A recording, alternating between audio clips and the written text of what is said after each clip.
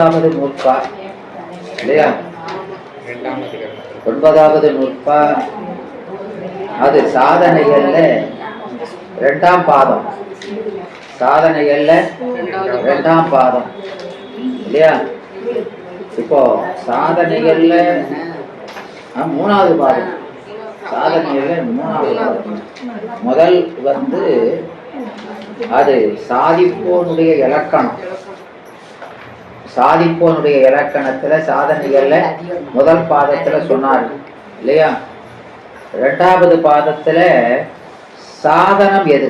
சாதிப்பவனுக்கு சாதனம் எது? அது எப்போ வரும்? யார் தருவார்? அதனால என்ன பயன் என்று இதையெல்லாம் சொன்னார் இல்லையா? சாதிப்பவன் ஆன்மா. அவனுடைய இயல்பு என்ன? சாதிப்பவன் நம்ம இயல்பு தான். அவனுக்கு இயல்பு என்னம்மா? என்னம்மா என்ன பார்த்து சொல்லுவேன். இருதிறன் அறிவுள்ளது. திறன் என்னது?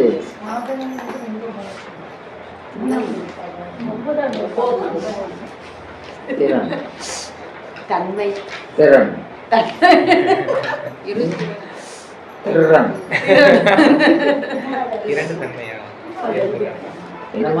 பகுதி. 2 பகுதி. அப்போ ஒன்று பாசம், இன்னொன்று பதிவு. 2 திறன். அறிவுங்கிறது என்னது? அறிவுன்னா என்னதுமா? அறிவுனா அனுபவம். 2ஐயும் அனுபவிக்கும். அறிவுடையது 2ஐயும் அனுபவிக்கின்ற தன்மை உடையது. அப்போ இந்த ஆன்மா அப்போ 2ஐயும் அனுபவிக்க தன்மை உடையது அப்படின்னு சொல்லிட்டீங்க இல்லையா? 2ஐயும் அனுபவிக்கிற தன்மை உடையதுன்னு சொல்லிருக்கீங்கன்னா இருக்கிற பொருள் எத்தனை? இருக்கிற பொருள் எத்தனை பொருள்மா இருக்குது? 3. அதுல சந்தேகம் இல்லையே? இல்ல. அப்ப 6ஆம் நூற்பாவுல எது இருக்கிற பொருள் எது இல்லாத பொருள் சொல்றாரா இல்லையா? என்ன சொல்றாரு? சத்து அசத்து அப்படின்னு 2க்கும், சத்து அசத்து 2க்கும் இலக்கணம் சொல்றாரு. சொல்றாரு தானே? அப்போ அசத்துக்கு இலக்கணம் முதல்ல சொல்றாரா இல்லையா? அசத்துக்கு இலக்கணம் என்ன சொன்னாரு? அசத்துக்கு இலக்கணம் என்ன? உணர்வுரு எனின் அசத்து, உணராது எனின் இன்மையில். 2 சொல்லியிருக்காரா இல்லையா? அப்போ உணர்வுரு எனின் அசத்து நல்லது. உணர்வு அகத்துனா என்னமா? என்னத்தையாவது சொல்லுங்க. உணர்வுரு என அசத்துனா அந்த சுட்டறிவுக்கு எட்டுகிற பொருளானால் அதெல்லாம் அசத்து. சுட்டுகிற அறிவுக்கு எட்டுகிற பொருள்னா இருந்தா அதெல்லாம் அசத்து. சரி, இன்னொன்னு என்னது? இன்னொன்னு எந்த வகையாலும் அறிய முடியாத பொருளாய் இருந்தாலும் அதுவும் அசத்து. எந்த வகையாலும் அறிய முடியாத பொருளாய் இருந்தாலும் அதுவும் அசத்து என்று அசத்துக்கு வரையறை செய்திருக்கிறார். அப்ப இருதிறன் அறிவுள்ளது ஆன்மா. எனவே அப்ப அந்த 2 பொருளும் இருக்குது. அப்போ அதை அனுபவிக்கிற ஆன்மா இல்லையா? ஆன்மா உள்பொருளா இல்பொருளா? உள்பொருள்னா அனுபவிக்கப்படணும்ல. ஏமா என்ன?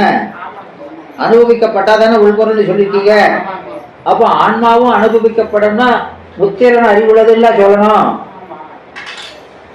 இருதிறன்னு சொல்லக்கூடாதுல்ல. ஏமா 3 உள்பொருள்னா 3 அனுபவிச்சிருக்கணுமா இல்லையா? அப்ப முத்திரன் தானே சொல்லணும். ஏன் இருதிறன்னு சொல்லுதீங்க?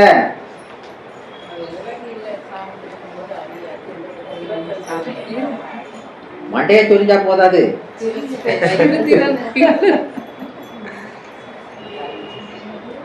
மயிலு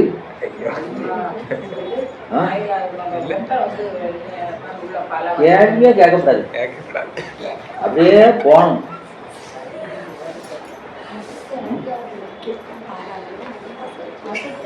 ஆமா, அப்படி சொல்லக்கூடாது. இப்போ இந்த ஆன்மா அதுவும் ஒரு அனுபவ பொருளாயினும்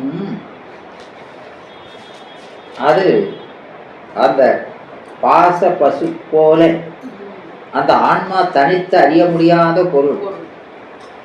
அது தனியா அறிய முடியாது, அத மாதிரி தனியா அறிய முடியாது. எனவே அது பாசத்தோடு நிற்கும் போது பாசமாயும் பதியோடு நிற்கும் போது பதியாயும் அறியப்படுது. விளங்குதா? அதனால அதை தனித்து உணர்த்தாது இருதிறனில் அடைத்து உணர்த்தினார். அந்த இருதிறனுக்குள் நிற்பது பற்றி அப்படி சொல்லணும். என்ன அருமையா சொல்லியிருக்காருன்னு. ஆகா, அது தனியா நிற்காதுங்கிறதுல ரெண்டுக்குள்ள சேர்த்து அடைச்சி அது அதுவாய் நிற்கும் இருக்காரியா, அப்படி அறியப்படுவது. விளங்குதா? அதனால அந்த ரெண்டையும் அனுபவிக்கிறது ஆன்மான்னு சொல்லியாச்சு இல்லையா? அப்போ இந்த ரெண்டையும் அனுபவிக்கிறது அப்படின்னா ரெண்டும் எப்படிப்பட்டது?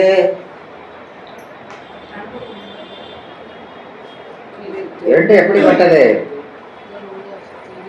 ஏன்னா ஒரு கேள்வி பதிலே சொல்ல படிக்க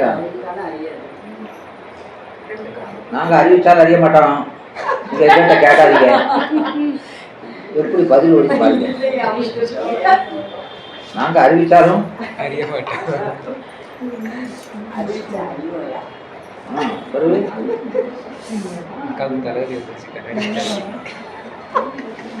சொல்லுங்கம்மா.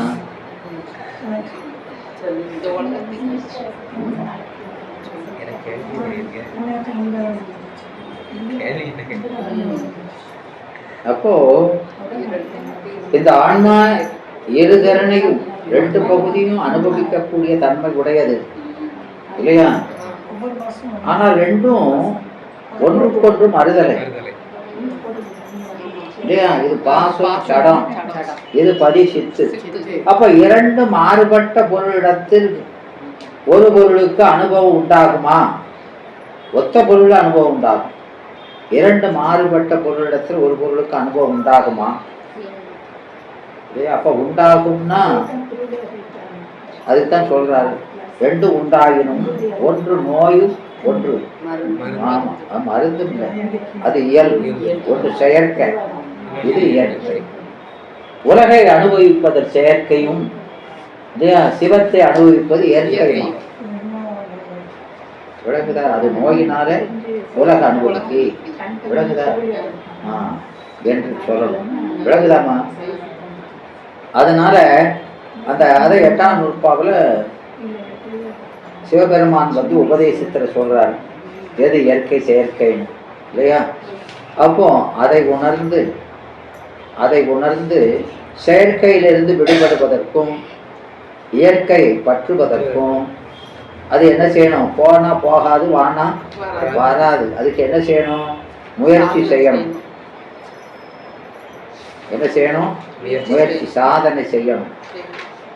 அந்த சாதனை தான் பூசை. பூங்கிறது என்னது? இயல்பு. இயல்பாகிய சிவம் பூப்பதற்கும் விளங்குவதற்கும் இல்லையா? செயற்கையாகிய பாசம் நீங்குவதற்கும் ஆன முயற்சி. நல்ல அருமையாத்தான சொல்லியிருக்காரு. அதையா சொல்ல மாட்டோம்னு சாதிக்கீங்க. விளங்குதாமா? எனவே அப்போ இதுக்கெல்லாம் அந்த இறைவனை நாம அறிந்து அனுபவிக்கணும். இப்போ உலகை அறிந்து அனுபவிக்குது, அதுக்கான வியஞ்சகம் அவனே கொடுக்குறான், நாம கேட்கல, அவனே கொடுக்குறான்.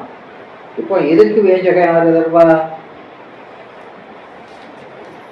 இறைவனை அனுபவிக்கணும்னா உலகை அனுபவிக்கிற அந்த வியஞ்சகத்தை கொண்டு இறைவனை அறிந்து அனுபவிக்க முடியாது. முடியாது தானே? முடியாது. அப்போ அதுக்கு உள்ள வியஞ்சகத்தை எப்படி பெறுவது? அது எது? அதுக்கு வியஞ்சகம் எது?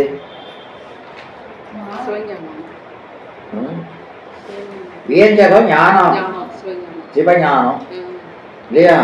அதை எப்படி பெறுவது? அதை சிவம் கொடுக்க பெறணும் இல்லையா? அப்போ அதை எப்போ கொடுப்பாரு? அது தகுதி வந்தால் கொடுப்பாரு. தகுதி எப்படி வரும்? தவம் செய்தால் வரும். தவத்தை முற்றுவித்தால் வரும். விளங்குதா? அப்போ அவர் கொடுக்கிற அந்த ஞான உபதேசம் அது எது? அவர் கொடுக்கிற உபதேசம் ஞானம் அதான கருவி சாதனம்ங்கிறோம். அவர் கொடுக்கிறது எது? அப்ப சாதன ஞானம் அதை இறைவன் கொடுப்பாரு. அப்படின்னா சாதனத்தை நேரில் கொடுப்பாரா? சாதனை கொடுப்பார்னா என்ன அர்த்தம்? சாதனத்துக்காக வழியை காண்பிப்பார் என்பதுதான். ஞானத்தை யாரும் தூக்கி கொடுக்க முடியாது. அது கட்டப்பொருள் அல்ல தூக்கி கொடுக்கிறது. அது நம்ம அறிவுல விளையணும். அப்ப கொடுத்தல் என்னன்னா, ஞானத்தை கொடுக்கறதுன்னா என்னது? வழிகாட்டுதல். விளங்குதாமா? அப்போ இதை அனுபவிச்சுதான் அறிவுல விளையணும். சாதனை செய்துதான் விளையணும். அப்போ அவன் காட்டிய வழியில நின்றுதான் அதை விளையணும் இல்லையா? எனவே அதுக்கு சாதனை என்ன செய்யறோம்? பூசனை தான் இல்லையா? அந்த பாசத்தை விடுவதற்கும் சிவத்தை பெறுவதற்கும் பூசனை செய்கிறோம் இல்லையா? ஏன்னா வேற ரெண்டு ஞானத்தை கொண்டும் அவனை அறிய முடியாது. அதனால பூசனை செய்கிறோம். அதை நாம அந்த இரண்டாவது முதல் அதிகரணத்துல நாம மற்ற ஞானங்களை கொண்டு அவனை பார்க்க முடியாது என்று, அப்போ பசுஞானத்தால் அவனை பார்க்கலாம் என்று சொல்கின்ற சிவசமவாதி முதலானோரை மறுத்து இல்லையா? அந்த பசுஞானம் இந்த பாசஞானம் ரெண்டும் சுட்டறிவு, ஏகதேச பொருளுக்கு அறியக்கூடிய அறிவு இல்லையா? அதை கொண்டு இவனை அறிய முடியாது என்பதை உறுதி செய்து கொண்டு, அப்புறம் இரண்டாவது அதிகரணத்தில் அந்த சிவஞானத்தை பெறுமாறு இல்லையா, அது கொண்டு சாதிக்குமாறு சொன்னார் இல்லையா? சிவஞானத்தை எப்படி எங்கிருந்து பெறுறது?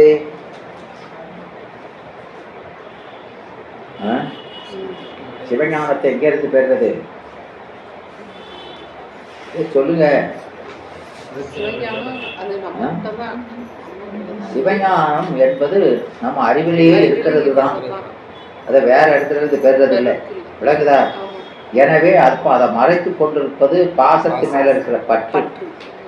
அப்போ அந்த பாசம் எல்லாம் நிலையில்லாதது என்று உணர்ந்து, பாசத்தினுடைய நிலையாமையை உணர்ந்து அதனை பற்றை, அதன் மேல இருக்கிற பற்றை விட்ட இடத்து இது வெளிப்படுவது, இந்த சிவஞானம் வெளிப்படுவது.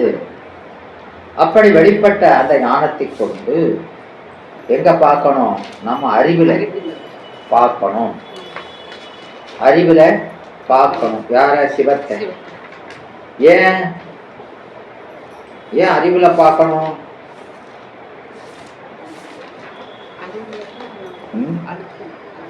ஏன் அறிவுல பார்க்கணும்? என்னமா? அறிவுலதான் அனுபவம் நிகழக்கூடிய இடம் அறிவு. ஆமா, விளக்குகிற அறிவு விளக்குகிற அறிவுலதான் இருக்கு. விளங்குதா? விளக்குபவனும் விளங்கி நிற்க முடியாது இல்லையா? அதனால அது விளக்கும் அறிவு, நாம விளங்கும் அறிவு. எனவே விளக்குகிற அறிவு உலகத்துல உள்ளவங்க போல வேறாயின்று விளக்குவதில்லை. அது அறிவுக்கு அறிவாயின்று விளக்குவது. அதனால அது அறிவுக்குள்ளதான் இருக்கும்.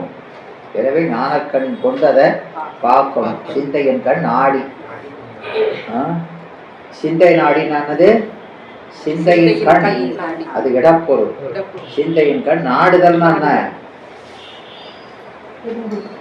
நாடி ஏற்று வினை எச்சம் இல்ல, நாடுக நாடிங்கிறது. அது என்னது? வியங்கோள். அது என்னது? வியங்கோள். நாடுக. நாடுகன்னு என்ன? பூசிக்க. பூசைன்னா முயற்சி. பூசைங்கிறது என்னது? முயற்சி, சாதனை. எனவே அப்படி பூசித்தால் ஞானக்கண்ணுல ஞான பூசை செய்தா என்ன வரும்? என்ன வரும்? சாதனை செய்தால் சாதிப்பவன் ஆன்மா, சாதனம் ஞானம். இதை கொண்டு சாதித்தால், சாதனை செய்தால் சாத்தியம் பெறப்படும். சாத்தியம் எது? என்னமா என்னமா சொல்றீங்க? சொல்லு. பதி. தன்னிடலாம் பதிங்கிறது என்னது? பதி ஞானம். அப்ப தன்னிடல்ங்கிறது என்னது? என்னமா? ஏமா தன்னிடல்னா என்ன?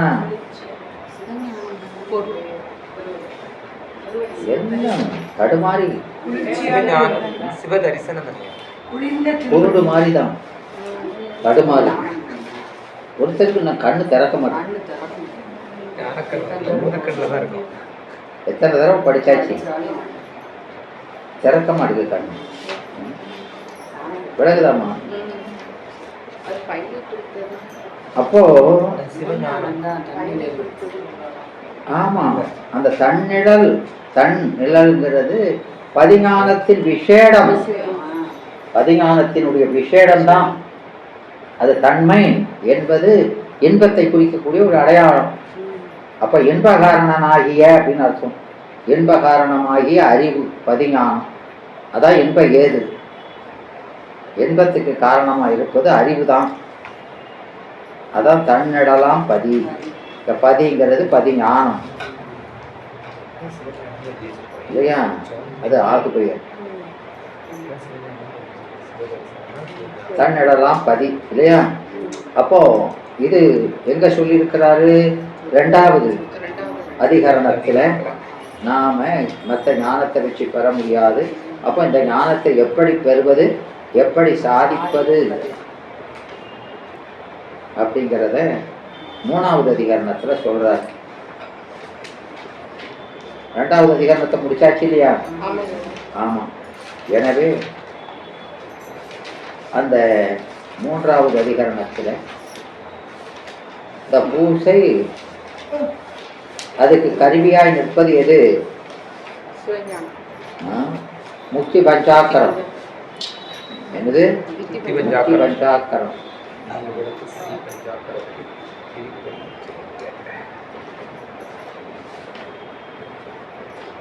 அப்போ இந்த பஞ்சாக்கரம் தான் நமக்கு பிறவி பிணி அறுக்கும் மருந்து.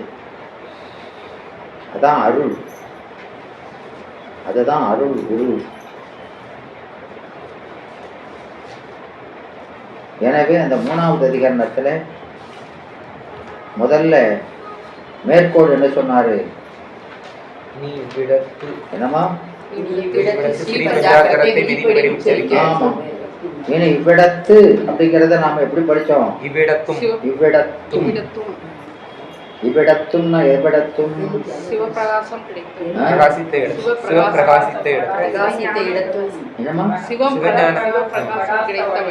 இவ்விடத்தும் அப்படிங்கிறது சாதனை செய்யும் இடத்தும்.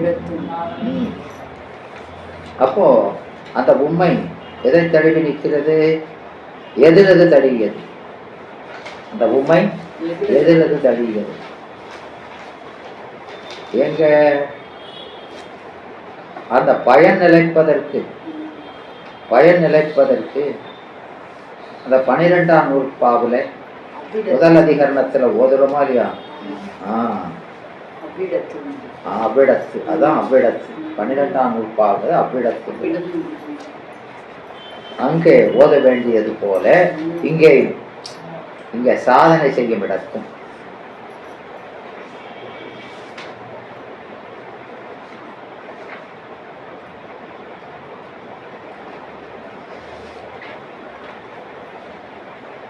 சாதனை செய்யும் இடத்து சாதனை நிலைத்தற் பொருள். சாதனை நிலைத்தற் பொருட்டு 5 எழுத்தை ஓதணும். ஸ்ரீ பஞ்சாக்கரம். ஸ்ரீ பஞ்சாக்கரம் என்ன?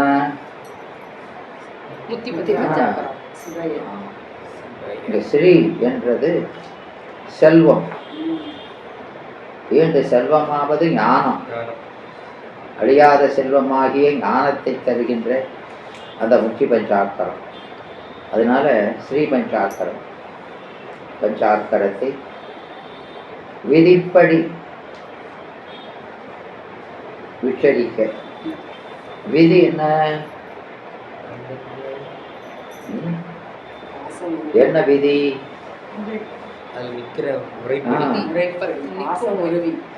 விதியாவது விதியாவது அந்தந்த பஞ்சாக்கரங்களுக்குள்ள இல்லையா? பஞ்சாக்கரங்கள் பல. பஞ்சாக்கரம் ஒன்றா இருந்தாலும் அதை உச்சரிக்கிற முறை பல விதமாக. எனவே எல்லா வகையும் இயம்பும். பஞ்சாக்கரம் எல்லா வகையும் இயம்பும். எப்படி? இவன் அகன்று நில்லா வகையை நினைந்து. இவன் அகன்று நில்லா வகையை நினைந்து பஞ்சாக்கரம் எல்லா வகையும் இயம்பப்படும். விளக்குதாமா? இவன் அகன்ற நெல்லா நிலைனானது இவன் அறிவுக்கு ஏற்றபடி, இவனுடைய அறிவின் பக்குவத்துக்கு ஏற்றபடி பஞ்சாக்கரமும் ஓதப்படும். ஒவ்வொரு அறிவுக்கு தகுந்தாப்புல ஒவ்வொரு பஞ்சாக்கரம். பஞ்சாக்கரம் ஒண்ணுதான், ஆனா ஓதுறது வெவ்வேறு மாதிரி.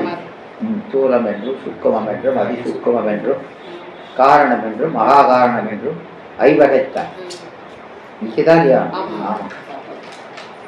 அதனால அந்தந்த பஞ்சாக்கரங்களுக்கும் விதிகளும் மாறும். ஒவ்வொரு பஞ்சாக்கரத்துக்கும் ஆமா விதியும். இந்த விதி என்னது? அந்தந்த பஞ்சாக்கரத்துக்குள்ள பஞ்சாக்கரம் என்பது அந்த சாதனம், மருந்து. அந்த மருந்துக்கேற்ற பத்தியம். அது என்னது? அந்த மருந்துக்கேற்ற பத்தியம் தான் விதி. ரெண்டும் மருந்தையும் சாப்பிடணும், பத்தியத்தையும் சாப்பிடணும். நான் அதை மட்டும் சாப்பிட்டேன்னு இருக்க சார். புரியுதாடா?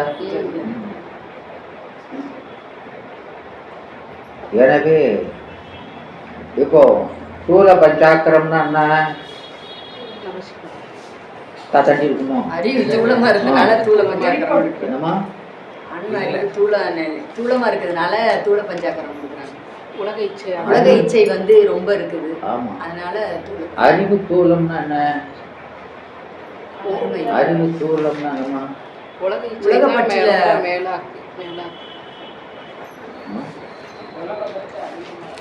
ஏமா அறிவு தூளம்னு எனக்கு புரிய மாட்டேன். புரிய மாதிரி சொல்லுங்க. விட சரிதான். அறிவு தூளம்னா என்ன?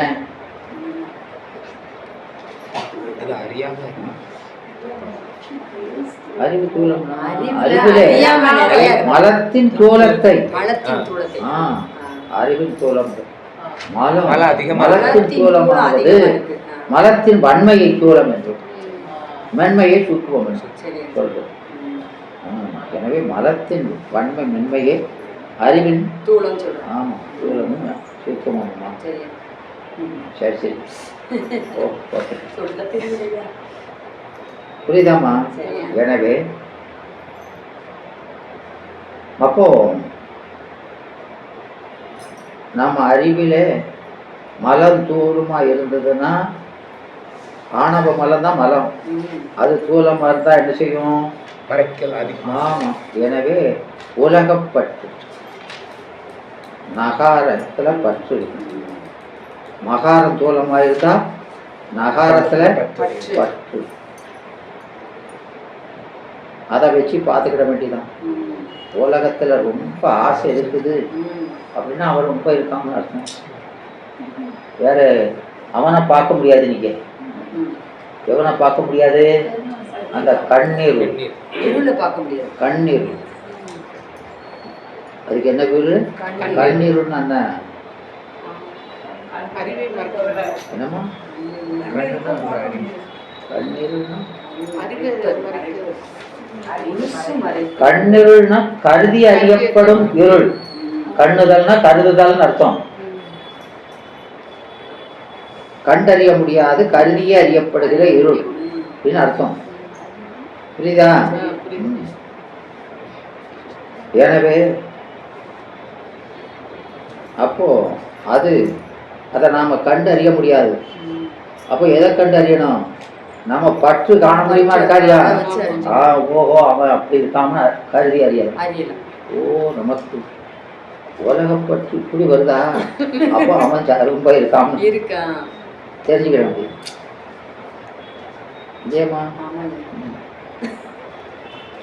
என்னம்மா?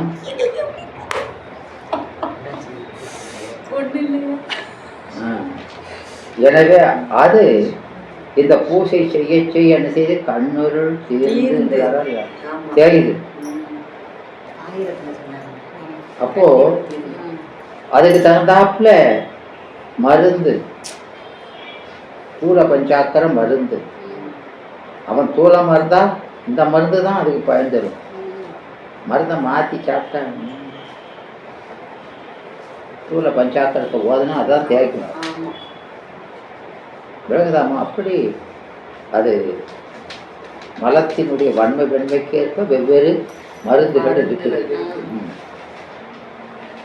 எனவே இங்க அந்த ஸ்ரீ பஞ்சாக்கரத்தை விதிப்படி உச்சரித்தல்னானது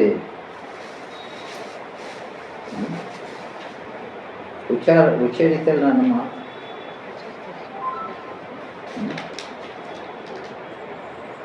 உச்சரித்தல் அப்படின்னா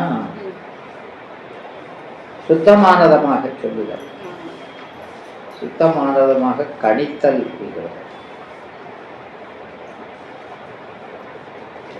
சுத்தமானதம்னா என்னது?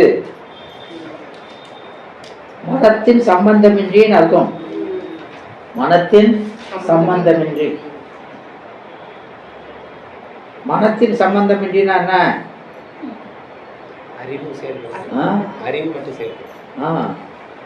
மனதனால கருந்தது கூட இருக்கக்கூடாது. எனவே கருவி சம்பந்தமின்றி, பாச கருவி சம்பந்தமின்றி. கருவிகள்லாம் பாசம் இல்லையா?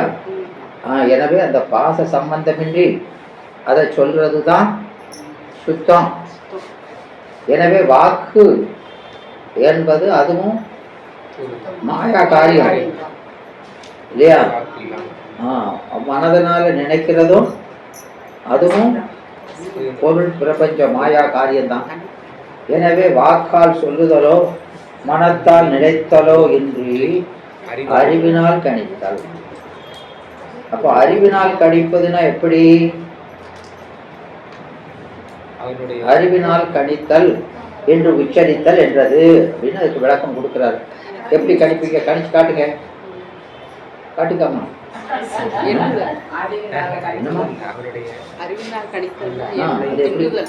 கணிச்சு காட்டுங்க, எல்லாரும் பார்க்கட்டும். அதெல்லாம் காட்டக்கூடாது. சொல்லுமா சக்தி. அறிவினால் கணித்தல் நானதுமா.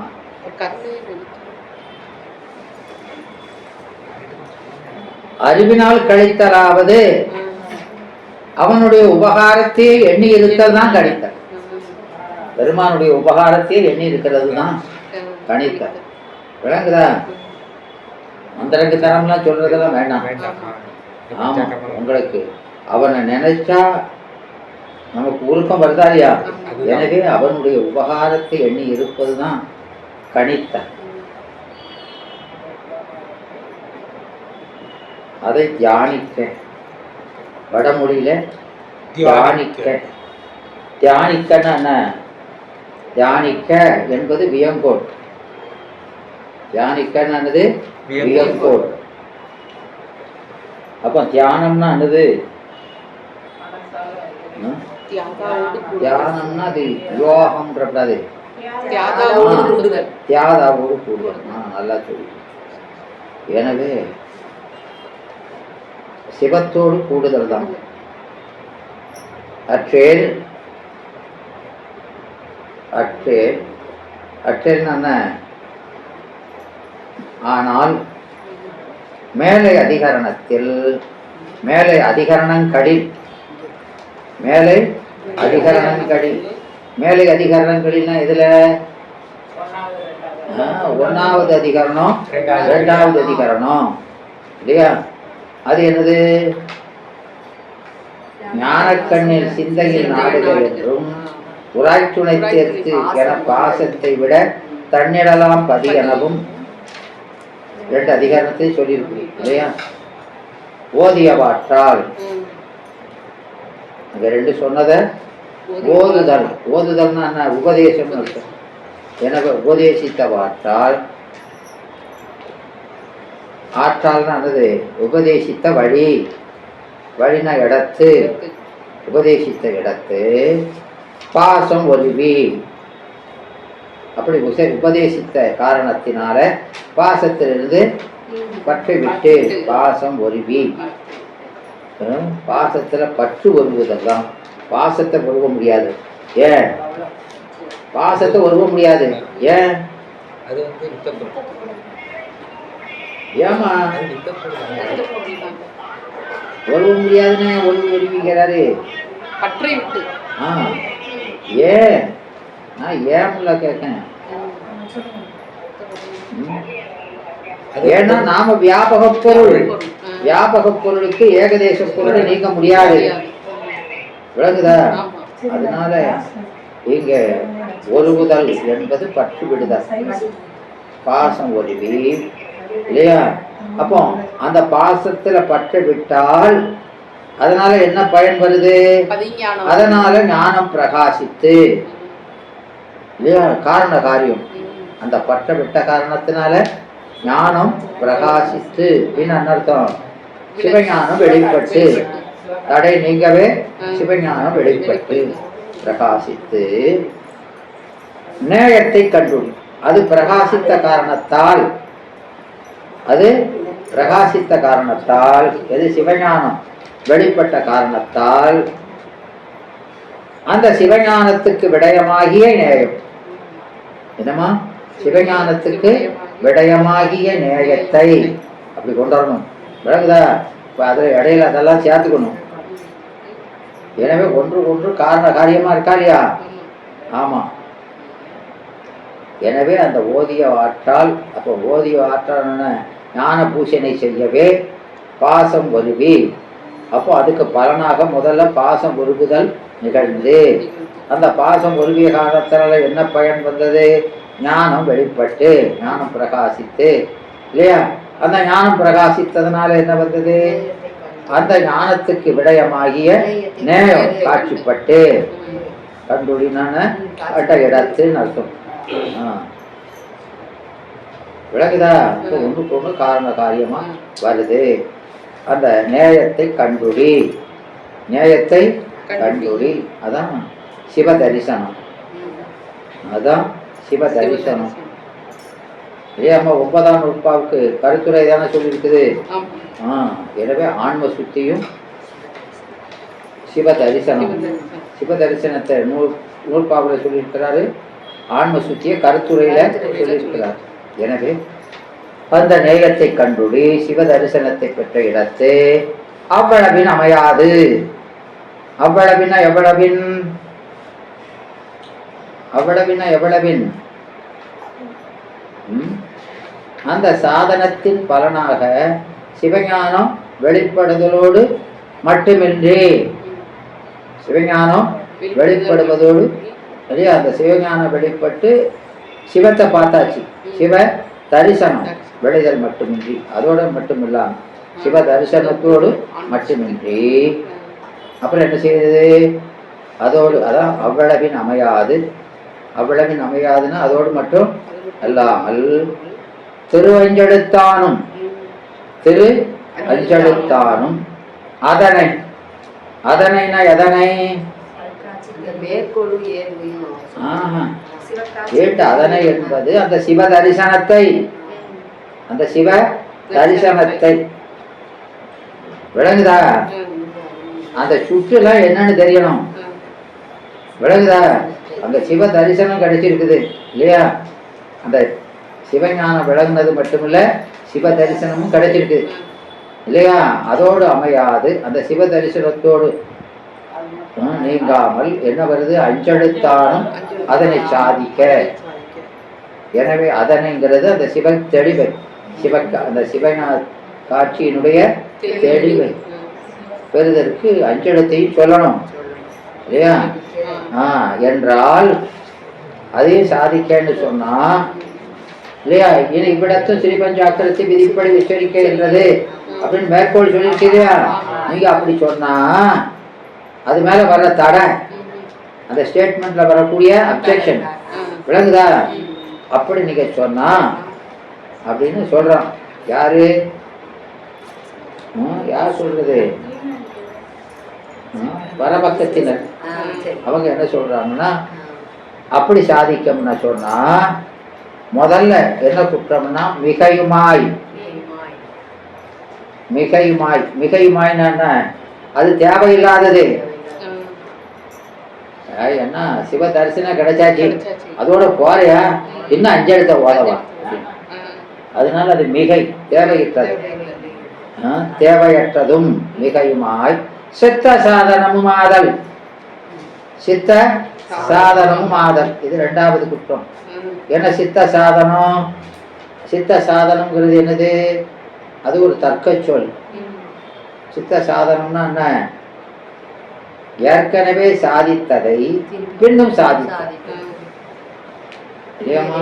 ஏற்கனவே ஒரு இதை நிறுவியாச்சு, அதை மீளவும் நிறுவுதான். அப்போ அதெல்லாம் குற்றம். ஒரு தடவை நிறுவனதை திரும்ப திரும்ப நிறுவிட்டு இருக்க வேண்டாம். அதான் சித்த சாதனங்கிறது ஒரு குற்றம். அந்த குற்றம் வந்துடும். ஒண்ணு மிகை, தேவையற்றதுன்னு ஒரு குற்றம். சித்த சாதனம் ஆதல்ங்கிறது இரண்டாவது குற்றம். ஏற்கனவே சாதித்ததை பின்னும் சாதித்தல் என்ற குற்றமும் ஆகும். தேவையற்றதும் குற்றமும் ஆகும். எண்ணும் என்று இப்படி ரெண்டு தடை அது மேல வந்திருக்கு. எண்ணும் ஆசங்கையை.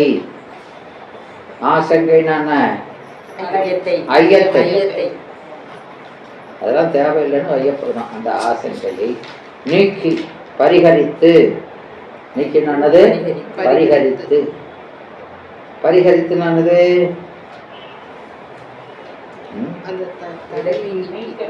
அவங்க சொன்ன தடையும் தடைக்கான காரணமும் ஒவ்வாது என்று நீக்கி இல்லையா? தக்க கடா விடைகளால் நீக்கின்னு அர்த்தம்.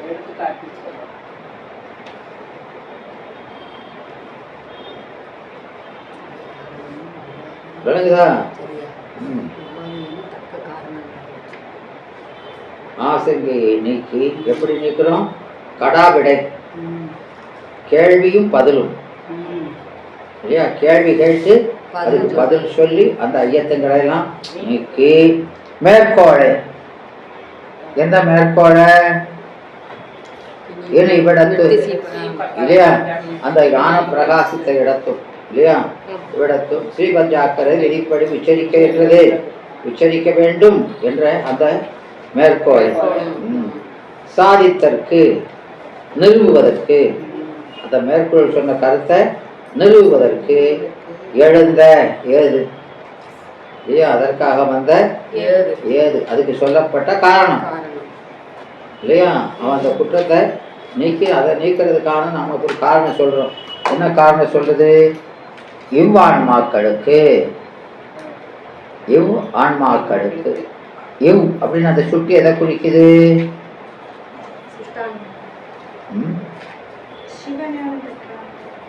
இவ் ஆன்மாக்களுக்குன்னா எந்த ஆன்மாக்களுக்கு? என்னடா தகுதியுடைய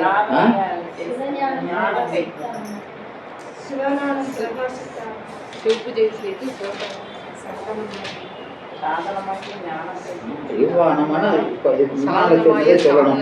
இதுக்கு முன்னால இந்த ஆன்மா என்ன செஞ்சது? இப்போ சாதனமாகிய ஞானத்தை பெற்று சாதனை செய்த ஆன்மாக்கள் இல்லையா?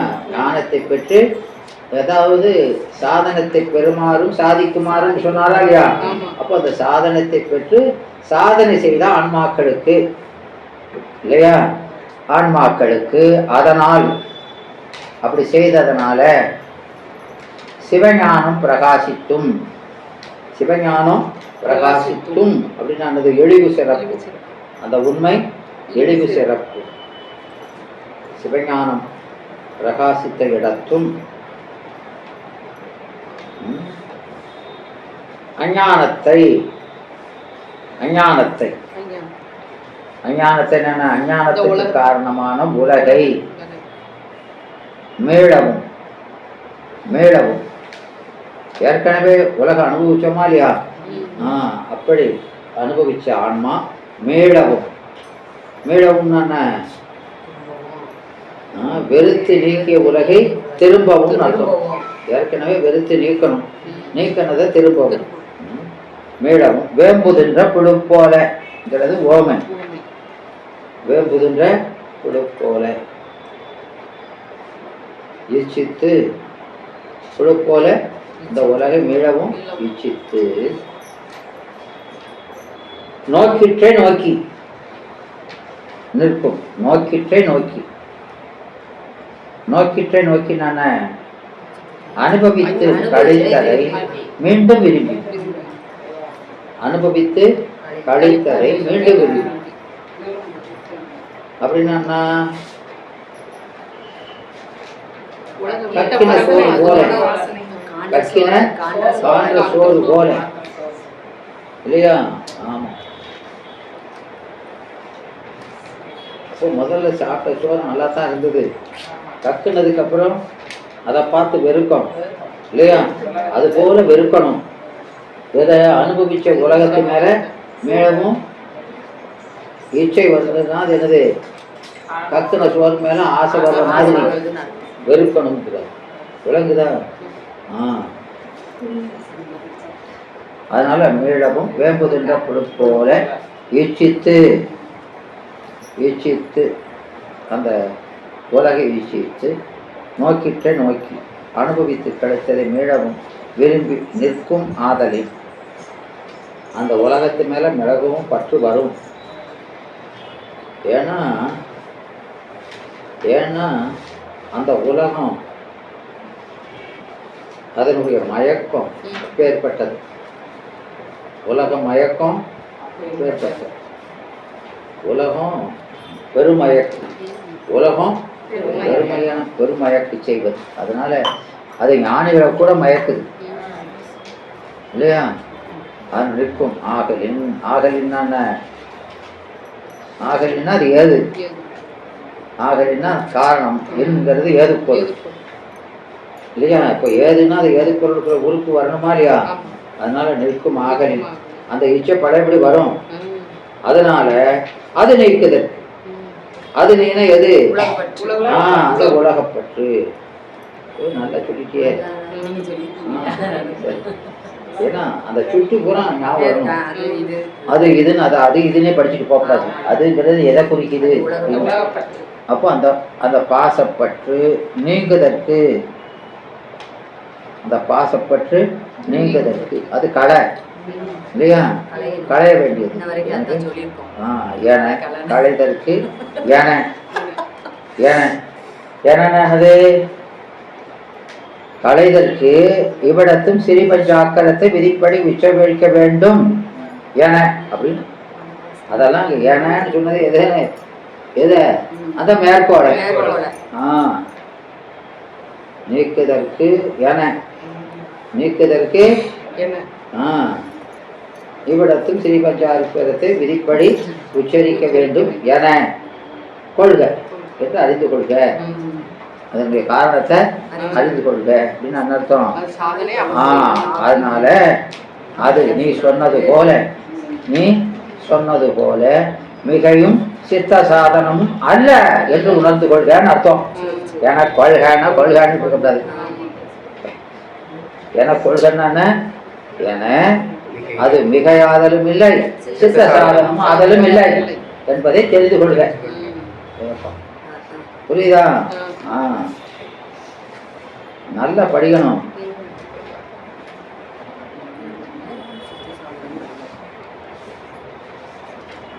அப்போ என வரும் என்று கொள்க, என வரும். என வரும்னா என்ன?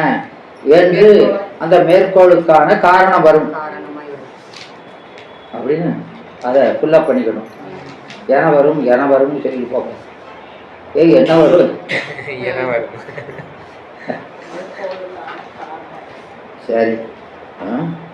அப்போ நிற்கும் முறையும் ஓதும் முறையும், நிற்கும் முறையும் ஓதும் முறையும் விளங்க தேற்று.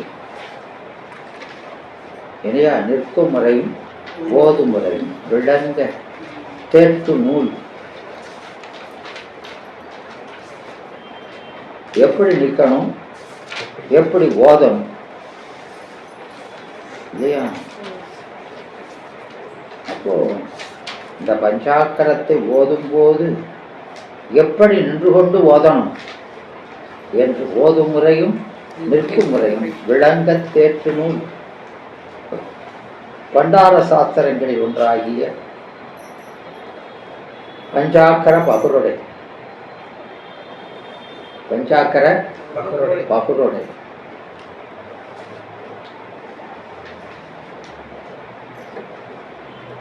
விளங்குதாமா?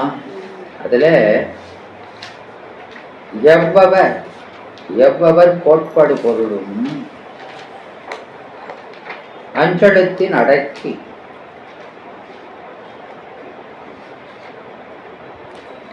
எல்லா மதத்தினுடைய கொள்கையும் இதுக்குள்ள அடைக்கிறாரு. அஞ்சலத்தில் அடக்கி அவற்றின் இயல்பு காட்டி மைவகை அஞ்சபத்தையினும், மெய்வகை அஞ்சபத்தைனா சுத்தாபத்தை, மெய்வகைனா உண்மை இல்லையா? அது சுத்தாபத்தை. சுத்தாபத்தை அஞ்சு, சுத்தாபத்தை அஞ்சது ஏமா? சுத்தாபத்தை அஞ்சதுமா?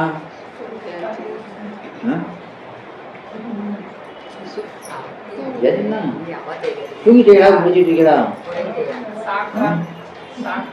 என்னமா?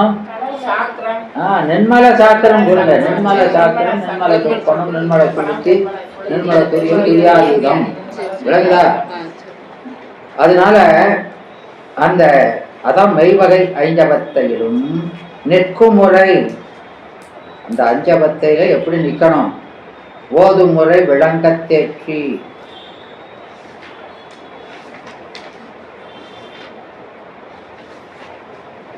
அவ்வெழுத்தின், அந்த அஞ்செழுத்தின் உள்ளீடும் அறிவித்து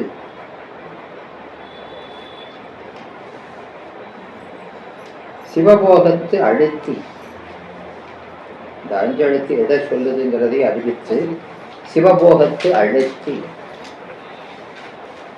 நாயேன் செய்வினையின், நாயேன் செய்வினை, செய்வினைன்னா என்னது? என்னம்மா? என்ன செய்வினைன்னா? அது செய்த வினை, ஆகாமியம். நாயன் செய்வினையும் கை கொண்ட, கை கொண்ட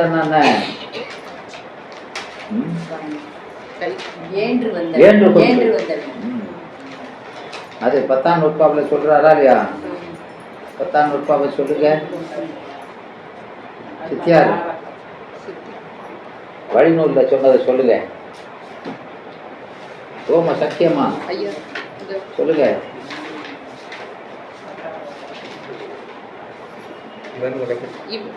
இவன் உலகில் இவனுக்கு செய்தார்பால் இசையும் அவன் இவனாய் நின்ற முறை ஏகனாகி அரண்படியில் நின்றிடவும் அகலும் சிவனும் இவன் செய்தி எல்லாம் என் செய்தி என்றும் செய்தது எனக்கு இவனுக்கு செய்தது என்றும் பவமகள உடனாகி நின்று கொள்பவன் பரிவால் பாதகத்தை செய்திடும் பணியாக்கி விடுமே. நல்ல புதுசா படிக்கிறவங்க மாதிரி சுக்கு மேல் அகுதி இப்படின்னு இல்லையா அவன் தான் அப்படி படிப்பான். ஐயா, செய்வினைனா என்ன வேணும் சொன்னீங்கயா? அதெல்லாம் அப்படியே முடிஞ்சு போச்சு. ஆயா சொல்லுங்க, அது ஆகாம செஞ்சு வச்ச வேணும் தானையா, சஞ்சீதம் தானையா? செய்வினைங்கிறது நாம செய்கிற ஆகாமியம். ஆக அது கிடை வினைனா சஞ்சிதம், நுகர் வினை அப்படின்னா பிராரத்தம்னு சொல்லலாம். கேட்க வளர்ப்பேன் 1/2 மணி நேரம் கழிச்சு.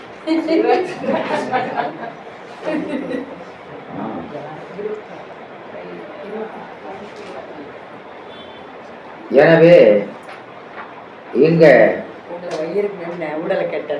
கை கொண்ட வேலப்ப தேசிகன் தாள் சென்னை வைப்பான். எனவே அந்த வினைகளை எல்லாம் அதுல அதை சொல்றாருன்னா அதுல இப்போ அந்த இவன் உலகில் செய்த இதமகிதம் எல்லாம் இதமகிதம் இவனுக்கு செய்தார்பால் சென்று இசையும். இந்த 2 வரியை விட்டுறணும்னு சொல்லியிருக்கோமா இல்லையா? அது கடைசியில தான் சேர்க்கணும். அவன் இவனாய் நின்ற முறை ஏகனாகி, அவன் இவனாய் நின்ற முறை அப்படிங்கிறது 2ஆம் நூற்பா. விளங்குதா? அந்த முறையில இவன் அவனாய் ஏகனாகி எப்படி படிக்கணும்? அதுபோல இவன் அவனாய் ஏகனாகி நின்றிடவும் இல்லையா சிவனும் இல்ல இவனும் இப்படி நிக்க அவன் என்ன செய்வான்? சிவனும் இவன் செய்தி எல்லாம் என் செய்தி என்றும் கோபமகள உடனாகி நின்று ஏற்றுக்கொள்வன். விளங்குதா? அதான் கை கொள்ளுதல், ஏற்றுக்கொள்வன். விளங்குதா? அரண்பணியில் நின்றிடவும் அடுத்தாப்புல அரண்பணியில் நின்றதும் செய்தது இவனுக்கு எனக்கு செய்தது என்று பவனமாக உடனாகி நின்று ஏற்றுக்கொள்வான். விளங்குதா? அப்போ பிராரத்த வினையை எப்படி ஏற்றுக்கொள்வான், ஆகாமிய வினையை எப்படி ஏற்றுக்கொள்வான் அப்படின்னு 2க்கும் சொல்லியிருக்காரா இல்லையா? சொல்லியிருக்காரு. புரியுதா? புரியணும், சும்மா மண்டே ஆட்டிட்டு இருக்கக்கூடாது. எனவே அதுதான் கை கொள்ளுதல், அதுதான் வினையை கை கொள்ளுது. விளங்குதாமா? அப்போ இங்க எவ்வவர்னானது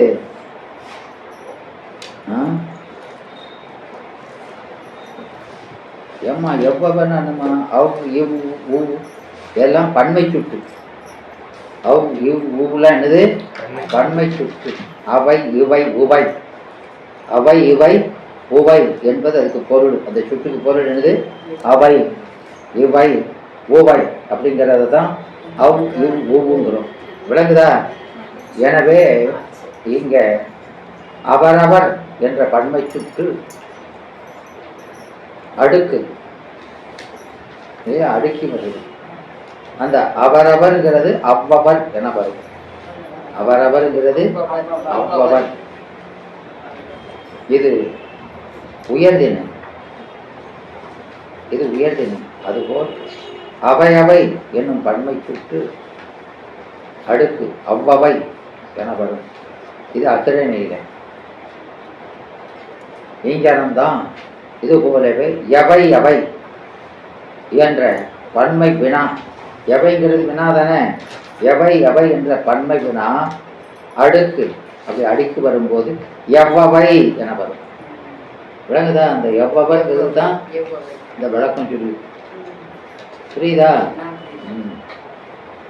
எவை என்னும் வினா எத்தன்மைவை எத்தன்மையவை என்னும் பொருளிலே வரும். விளங்குதா? எனவே இந்த அடுக்கு இங்கு எவ்வவ என வந்தது. என்ற விகுதி ஆங்கிற இது எப்போதும் பன்மை உணர்த்தும் இல்லையா? அது நாம திருக்குறளை படிச்சிருக்கோமா இல்லையா? இல்லையா? ஆமா. மங்களம் என்ப என்பன்னு என்ன என்ப? ஏன்னா உலக சொல்லுவேன் இல்லையா? என்ப பன்மை. என்பது பன்மை விகிதி உணர்த்தி வந்தது. எனவே எவ்வவ என்பது எத்தன்மையாகிய என்னும் பொருளிலே வந்தது.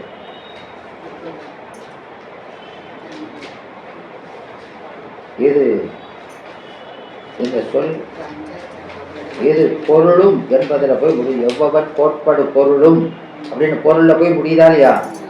எனவே பொருளும் என்பதற்கு பொருள்களும் என்று பன்மை பொருள் கொள்ளணும். இந்த எழுவாய் பன்மைனா இல்லையா, அதுவும் பயனிலை, அதுவும் எப்படி சொல்லணும், பன்மையில் வைக்கணும். எனவே இங்க எவ்வவர் கோட்பாடு பொருளும், எவ்வவர் கோட்பாடு பொருளுங்கிறது எவ்வவர் கோட்பாடு பொருளும்.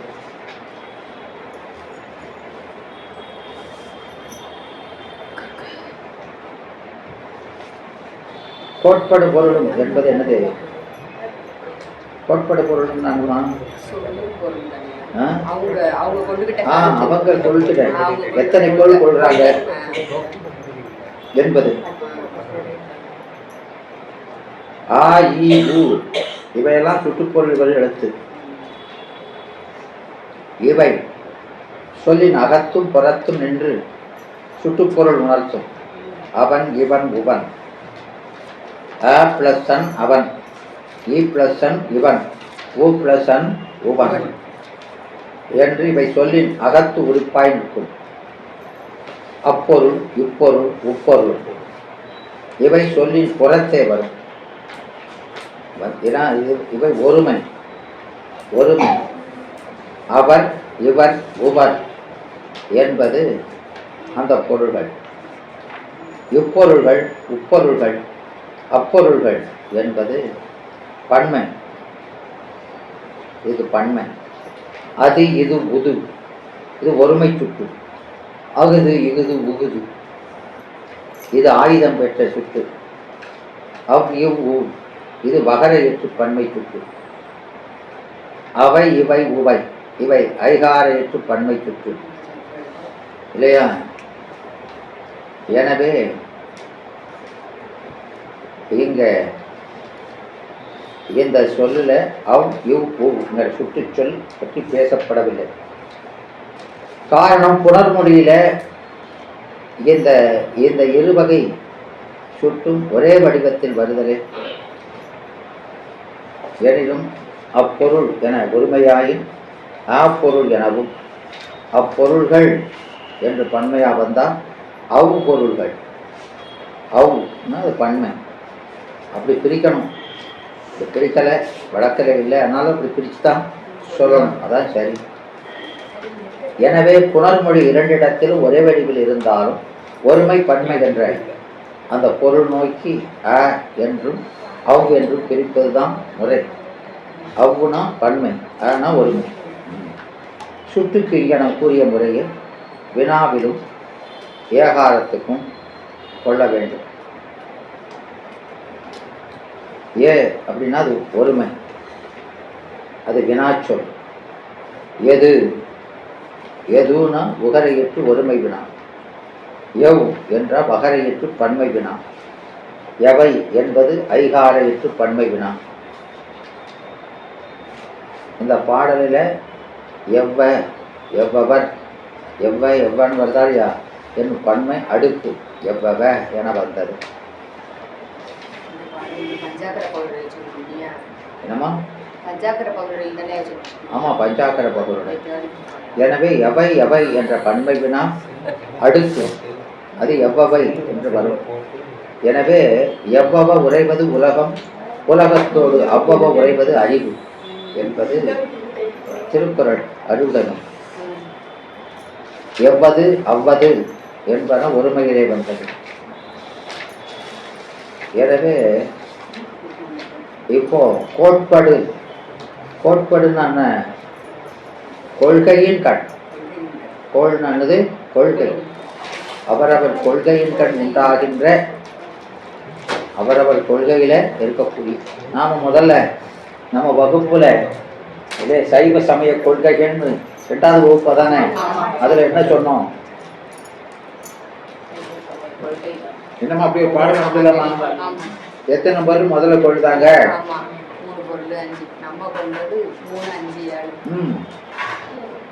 ஒரு பொருள் கொள்கை, இருபொருள் கொள்கை, முப்பொருள் கொள்கை, அதை விரிச்சா 7.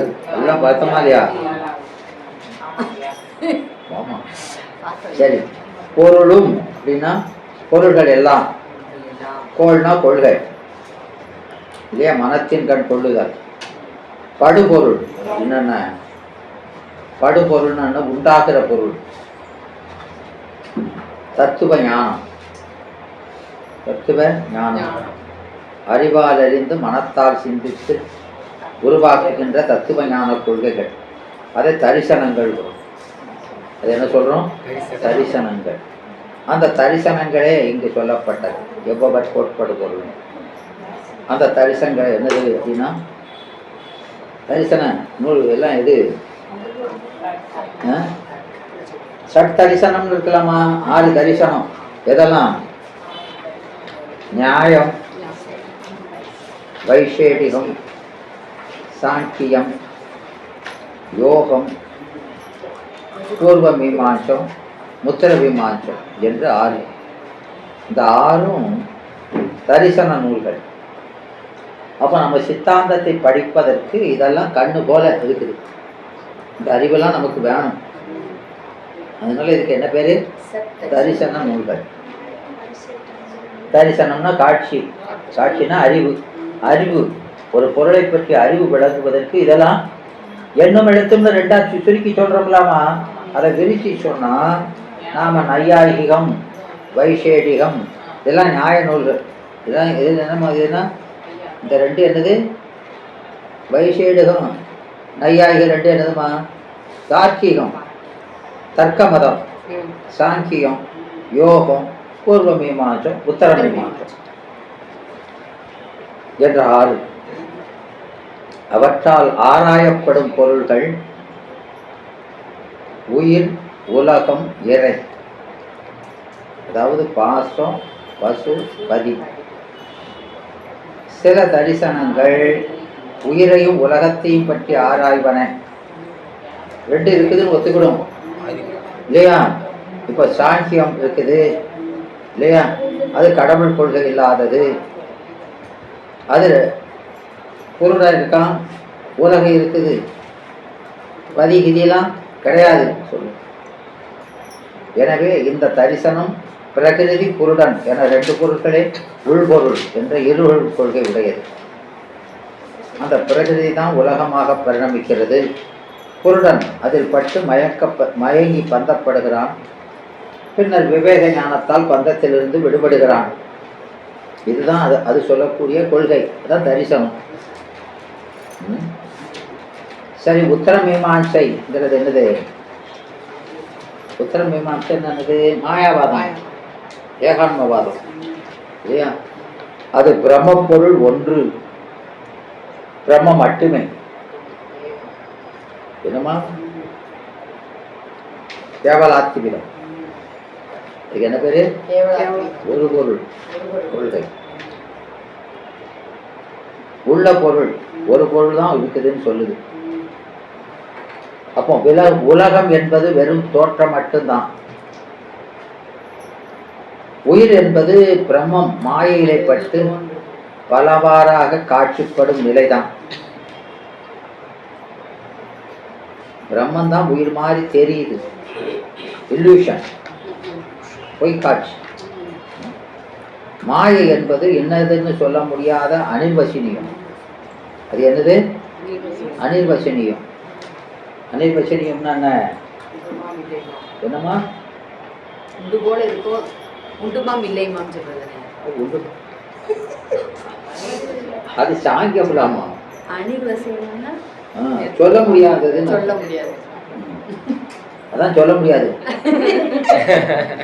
என்ன சொல்றாங்க, சொல்ல முடியாது. ரொம்ப பக்குவமான மாணவிதான். ஐயா போங்க, தப்பு தப்பா சொல்றது ஐயா. கேட்டா சொல்ல முடியாதுங்க. அனிர்வச்சனியம்னா என்னன்னு கேட்டா என்ன சொல்றாங்க, சொல்ல முடியாது. ஏனெனும் உயிரை பற்றியும் உலகத்தை பற்றியும் சொல்ல முடியாதுன்ற சொல்லும். அது அது அது இயல்பே அப்படித்தான் இல்லையாமா. உத்தர மீமாம்சை என்ற ஏகான்மவாதம் பிரம்மப்பொருள் ஒன்று மட்டுமே உள்ள பொருள் என்று சொல்லிட்டு பிரபு சொல்லும். நியாய வைசேடியம் என்பன பொருள்கள் எல்லாம் தர்க்கத்தினால் அறியப்படுவனவே. அப்படித்தான் இருக்கணும். தர்க்கத்தினால் அறியப்படாத பொருளை உள்பொருள் என்பது பொருந்தாது. தர்க்கத்தினால் அறியப்படாத பொருளை உள்பொருள் என்பது பொருந்தாது என்ற கொள்கை உடையது. எனவே இவர்கள் காணப்படுகின்ற இந்த உலகத்தை மட்டும் ஒத்துக்கிடுவாங்க. அருளால் அறியப்படுகின்ற இறை, உயிர், மலம் என்ற பொருள்களின் உண்மையை உடன்பட மாட்டார். காணப்படுத ஒரு மட்டும்தான் இருக்குது, வேற உயிர்னு கடவுள்னா இல்லை, மலம்லாம் இல்லை என்று சொல்லுவார்கள். இவங்க தார்க்கீகர். இவங்க யாரு? தர்க்க மதத்தினர். யோகம் என்பது பெரும்பாலும் அட்டாங்க யோகத்தை தான் குறிக்கும். இதெல்லாம் உடம்பையும் மனத்தையும் பற்றி இருக்கும். ஆனாலும் இவர்கள் ஈஸ்வரனை பற்றி சொல்வார்கள்.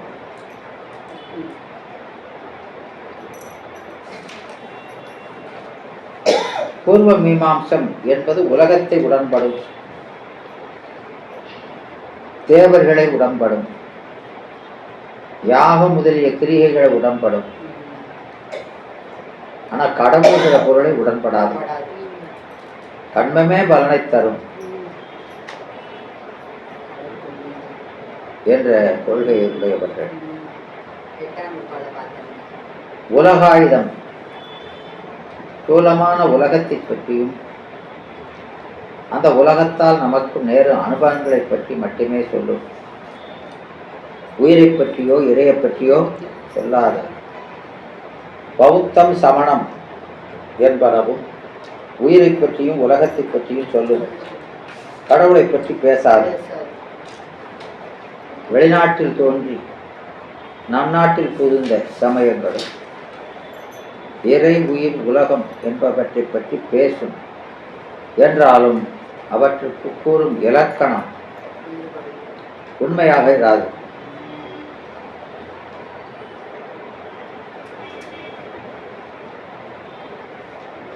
இல்லையா? இப்போ தோன்றுகின்ற நூல்களும், இன்றைக்கு உலகத்தில் தோன்றுகின்ற நூல்களும் உயிரை பற்றியோ உலகத்தை பற்றியோ பேசுகின்றன. யாரும் இறைவனை பற்றி பேசுவதில்லை. ஆக எவ்வகையான சமய தத்துவமாக இருந்தாலும் அவை உலகத்தை பற்றியோ உயிரை பற்றியோ இறைவனை பற்றியோ பேசுது இல்லையா? எல்லா சமய தத்துவங்களும் மூன்றையும் பேசுவதாக இல்லை இல்லையா? ஒன்றை மட்டும் பேசுவதற்கு இல்லை, ரெண்டை மட்டும் பேசுகிறதா இருக்குது. அப்போ மூன்றையும் பேசும் சமய தத்துவங்களும் அந்த மூன்றினுடைய உண்மை இயல்பை உணர்த்துவதாக இல்லை. சிலது மூணு இருக்குதுன்னு ஒத்துக்கிடுது, ஆனால் அதுக்கு இலக்கணம் சொல்லும் போது வேறுபடுது.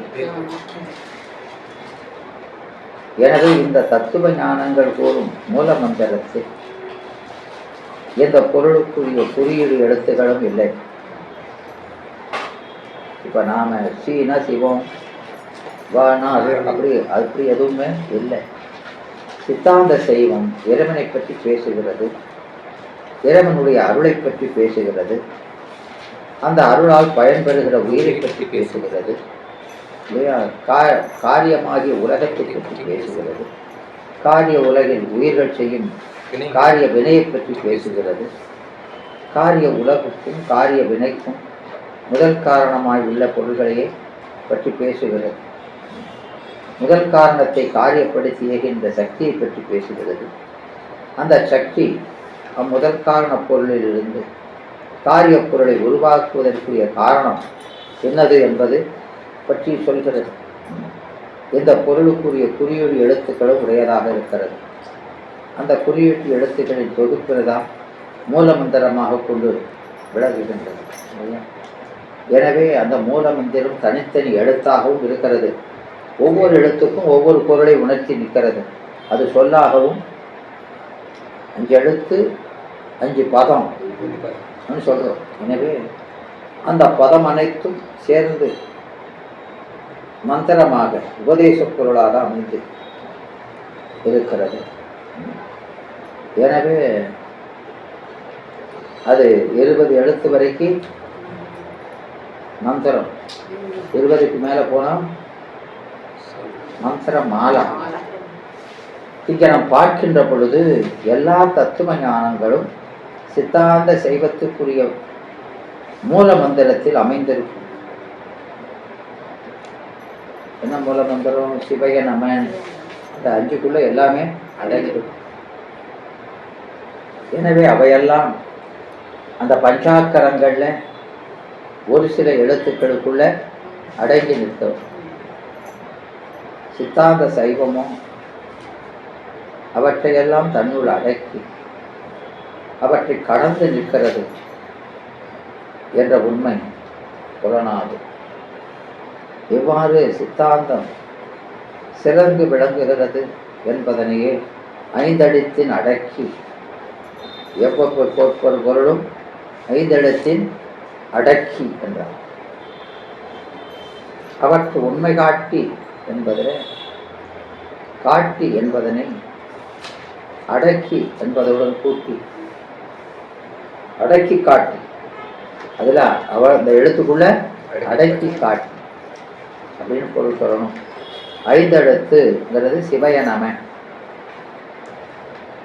அடக்கி காட்டினா அடங்க செய்து, அடங்கு முறையை காட்டி, எந்த பொருளா எதுக்குள்ள அடங்குகிற முறையை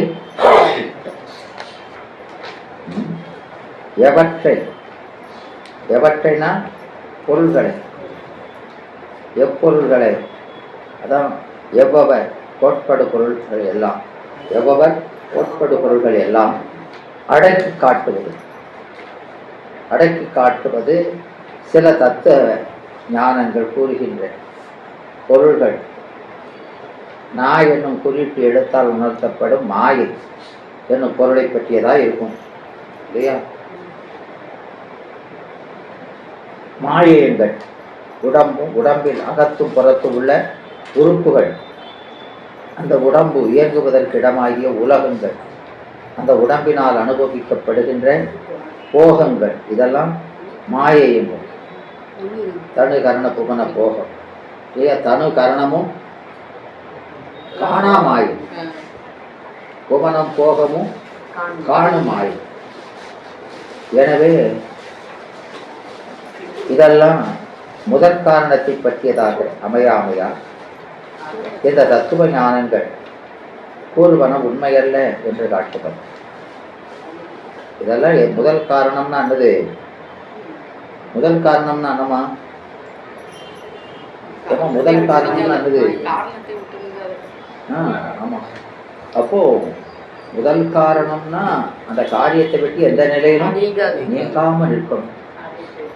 அப்போ அந்த முதல் காரணத்தை பற்றியதாக இதை அவங்க சொல்ற கொள்கையெல்லாம் எதிலிருந்து தோன்றியதுன்னு முதல் காரணத்தை சொல்லணும். அந்த முதல் காரணம் எவ்வாறு காரியமாக பரிணமிக்கிறது, எப்படி பரிணமிக்கிறது, ஏன் பரிணமிக்கிறது, பரிணமித்தது பரிணாம பொருளாகவே இருக்குமா அல்லது சிறிது காலத்துல மறைஞ்சிருமா இல்லையா? மறைந்து போதல் என்பதற்கு என்ன பொருள்? அந்த விளக்கம்னா வரணுமா இல்லையா? எனவே அதுக்கெல்லாம் முழுமையா விடை சொல்லலை. இதுக்கெல்லாம் விடை சொல்வது எது? நம்ம சைவ சித்தாந்தம். எனவே சில கொள்கைகள் உயிரை பற்றியதாகவே அமைகின்றன. இவை சித்தாந்த சைவம் கூறும் மூல மந்திரத்துல யா என்ற இடத்தில் அமையும். உயிரை பற்றி சொல்றதெல்லாம்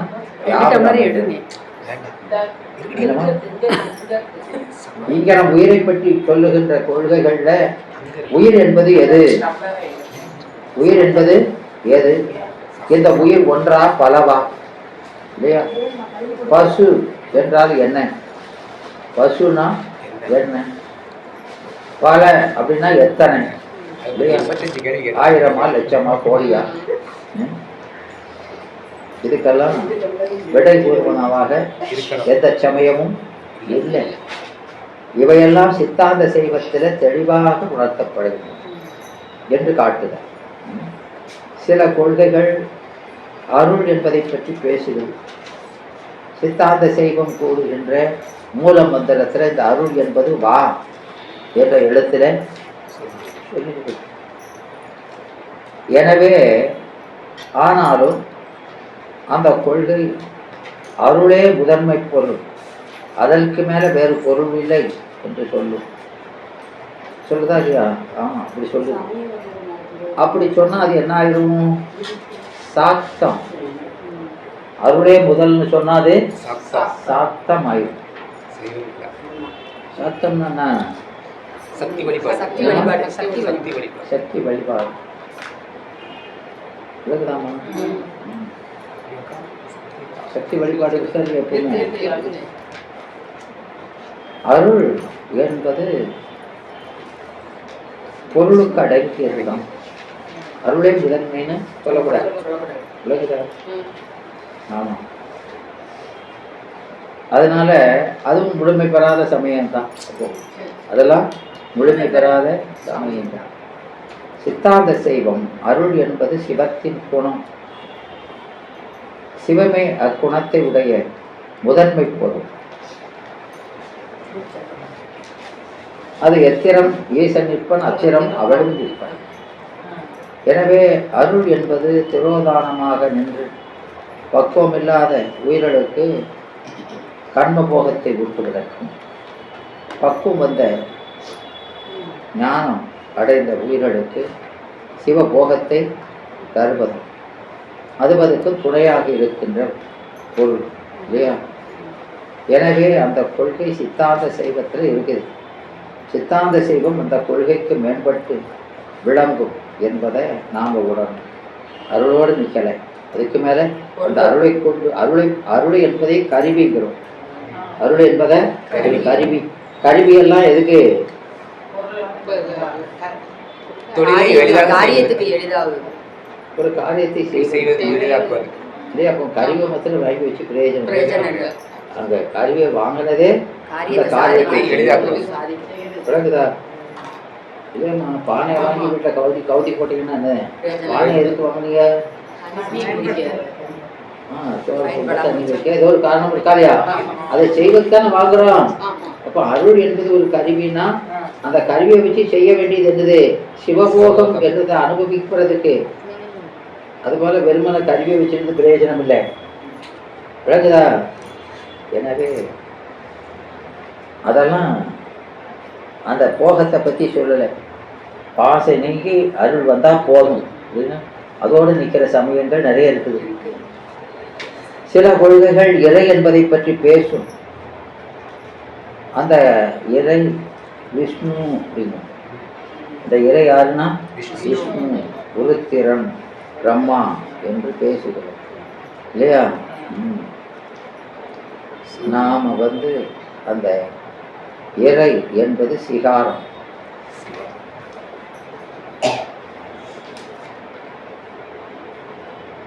விஷ்ணு என்ற சொல் வியாபகம் என்ற பொருளை உடையது இல்லையா?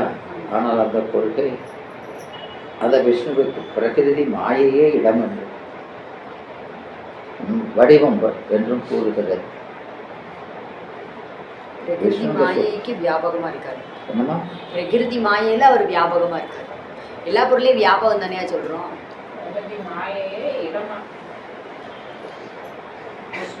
மூணு பொருள் வியாபகம் சொல்லிட்டோம். மூணு பொருள் எல்லா பொருளும் வியாபகம். மூணு பொருளும் வியாபகம். ஏமா இதெல்லாம் காரியம் இல்லையா? இப்போ மூல பிரகிருதின்னா அது காரியம் இல்லையா? அது எதனுடைய காரியம்? கலையிலிருந்து தோன்றிய காரியம். அப்போ காரியமெல்லாம் ஏகதேசம் தான், தோன்றி நின்று அழிவதுதான். அப்போ விஷ்ணுன்னு சொல்லிட்டு அதை போய் சொன்னா அங்க சொல்றதுக்கும் இதுக்கும் சம்பந்தம் இல்லாம ஆயிருந்தாடியா இல்லையாம்மா? விஷ்ணுன்ற சொல்லுக்கு வியாபகம். ஆனா அதுக்கு மூல பிரகிருதி தான் விஷ்ணுன்னு சொன்னா அதுக்கு காட்டின உதாரணம் தப்பு. அது ஏகதேசம், அது இந்த விஷ்ணுன்ற சொல்லுக்கு பொருந்தாது. அப்படித்தான் சொல்றாங்க. விஷ்ணுவை முதல் கடவுளா சொல்றவனே அப்படி சொல்லிதான் விளங்குதா? எனவே சைவ சித்தாந்தம் அதற்கு மேற்பட்டு நிற்கும். அவ்வாறு உருத்திரன் என்று கூறும் கொள்கை உருத்திரனுக்கு அழித்தல் தொழில் ஒன்றே சொல்லும். அந்த ருத்திரனை ஏனை படைத்தல் காத்தல் என்னும் தொழில்களை செய்கின்ற பிரம்ம விஷ்ணு ஆகியோருடன் கூட்டி முத்தொழில் செய்யும் மூவர் என கொள்ளும். முத்தொழில் செய்யும் மூவர். ஆனால் சித்தாந்த செய்வோம் எப்படி சொல்லும்? மூவர் என்றே எம்பெருமானோடு எண்ணி என்ன பாவம் தெரியாது சொல்றதா இல்லையா? அந்த மூவரெல்லாம் ஆன்ம வர்க்கம். இந்த மூவரெல்லாம் ஆன்மவர். ஏன்னா சிவபெருமான் அந்த மூவருக்கும் மேலானவர் இல்லையா? அவர் சம்பு. அவர் யாரு? சம்பு என்று சொல்கிறது. எனவே பிரகிருதி மாயைக்கு மேல் தத்துவங்கள் உள்ளன என்று அந்த வைணவம் கொள்வதில்லை. சித்தாந்த சைவம் சிவம்னா மங்களம், முழு ஞானம் என்ற தன்மைகளை உடையது. இதனால் வியாபகம் என்பதும் அதில் அடைஞ்சிடும். எனவே விஷ்ணு என்னும் கொள்கை சைவ சித்தாந்தத்தில் அடங்கியிருக்கிறது. சித்தாந்த சைவம் அதற்கு மேற்பட்டு இருப்பது ஒன்று. அவ்வாறு இறை ருத்திரன் என்ற கூறு கொள்கையை ருத்திரன் அழித்தல் தொழில் ஒன்றை செய்தவன் இல்லையா? அந்த ருத்திரனை ஏனைய படைத்தல் காத்தல் என்னும் தொழில்களை செய்கின்ற பிரம்ம விஷ்ணுக்கள் ஆகியோருடன் கூட்டி முத்தொழில் செய்யும் மூவர் என கொள்ளும். ஆனால் சித்தாந்த செய்வோம் என்ன செய்யும்? தத்துவ பிரபஞ்சம் அனைத்தையும் சங்கரிக்கிற மகா சங்கார காரணன் அவன்தான் முதல் இல்லையா? மகா சங்கார காரணன். இவங்கெல்லாம் ஏகதேச சங்காரம் இல்லையா? அதனால அவன் என்ன சொல்லும்? ஆமாம், மகாருத்ரன் என்று சொல்லும். எனவே அன்றையும் ஐந்தொழிலை செய்யும் உரிமை உடையவன் என்று சொல்லும். அவன் ஐந்தொழிலுக்கும் உரிமை உடையவன் இல்லையா? மற்றவங்க சொல்ற ருத்திரன்கள்லாம் குடிருத்திரன். எனவே அந்த குடிருத்திரன் யாரு? அவன் ஒரு பிரளயாகல். அவன் ஒரு பிரளயாகல். அவ வேற இவ வேற இல்லையா என்று. அதனால சில கொள்கையில இறை பிரம்மம் என கொள்ளும். அன்றையும் பிரம்மத்தை அன்றி வேறு பொருள்கள் உண்மையில் இல்லை. ஆனால் பிற பொருள்களுக்கு இருப்பது போல தோன்றும். மற்ற பொருள்லாம் இருக்கிற மாதிரி தோன்றும். அது வெறும் பொய் தோற்றம். அது வெறும் பொய் தோற்றம். பிரம்மன் தான் அப்படி இருக்கிற மாதிரி ஒரு காட்சி கொடுக்குது. அது அவனுக்கு விளையாட்டு. அவனுக்கு அது விளையாட்டு என்று சொல்லும் இல்லையா? கிரீட பிரம்மவாதம். எனவே மூல மந்திரத்தில் சி என்பது அந்த சி தான் சித்தாந்த சைவம் கொள்கிற சிவம். அதுக்குள்ள எல்லாமே அடங்கிடும். பிரம்மம்னா பெரியது. சித்தாந்த சைவம் கூறும் சிகாரம் அது மிகப்பெரியது. ஆனால் சிவமே பிற பொருள்களாக தன்னை தோற்றித்துக் கொள்ளாது. மற்ற பொருள்களாக அது தோன்றுவதில்லை. அதற்காக அது மாயையில் படுவதும் இல்லை. தன் வியாபகத்தில் இருக்கும் உயிர்களுக்காக தன் வியாபகத்தில் இருக்கும் மாயையில் இருந்து பிற பொருள்களை தோற்றுவித்து அழிக்கிறது என்று சொல்லும். எனவே அதனால சிவமும் ஒரு தனிப்பொருள்.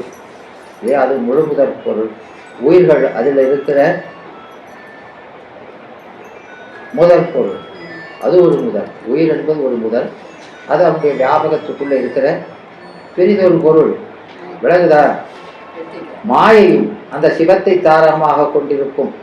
மாயையும் அவனுக்கு வியாபியமாக இருக்கும். அது ஒரு நித்தமான சடப்பொருள்.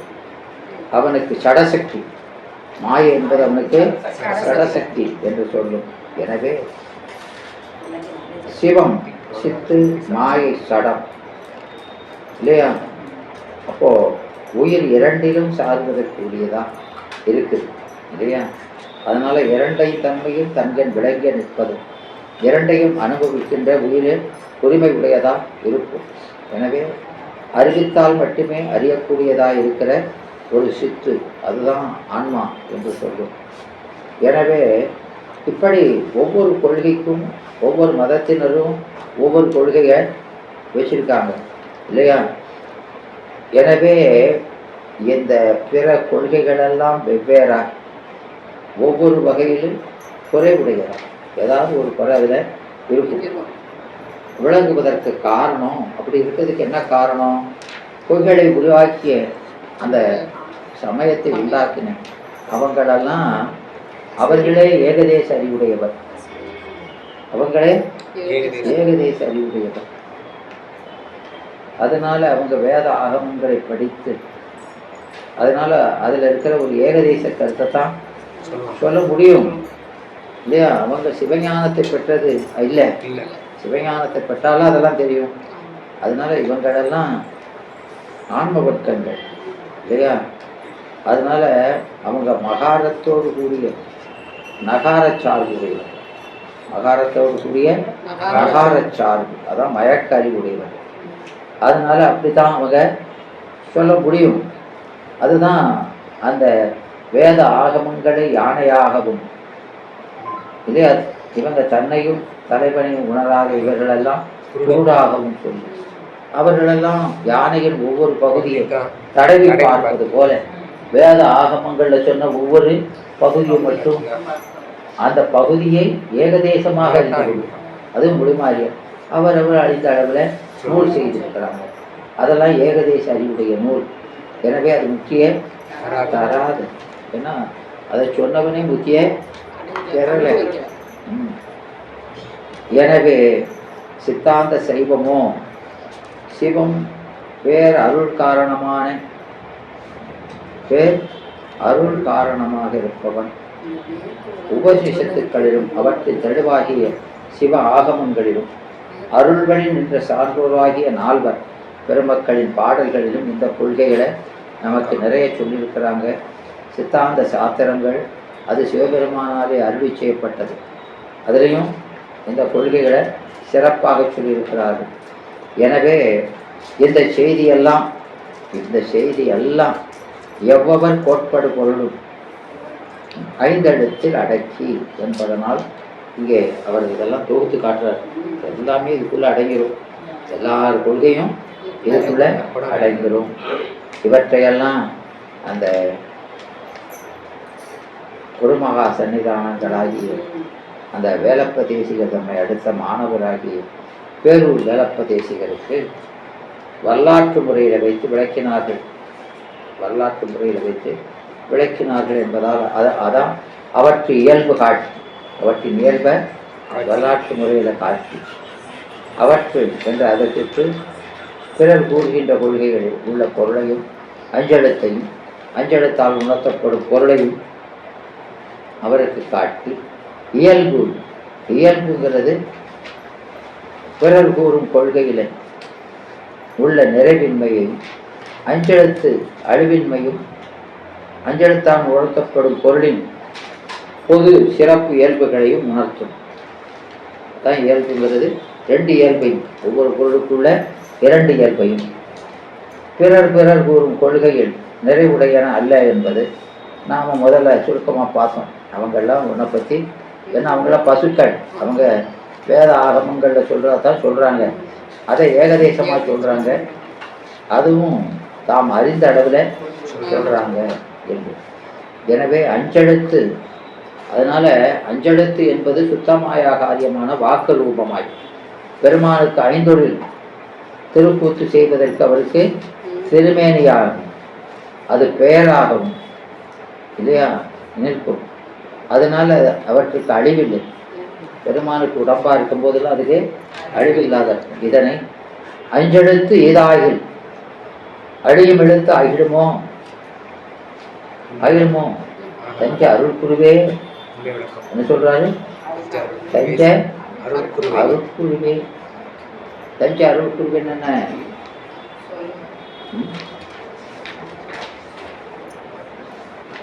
என்னம்மா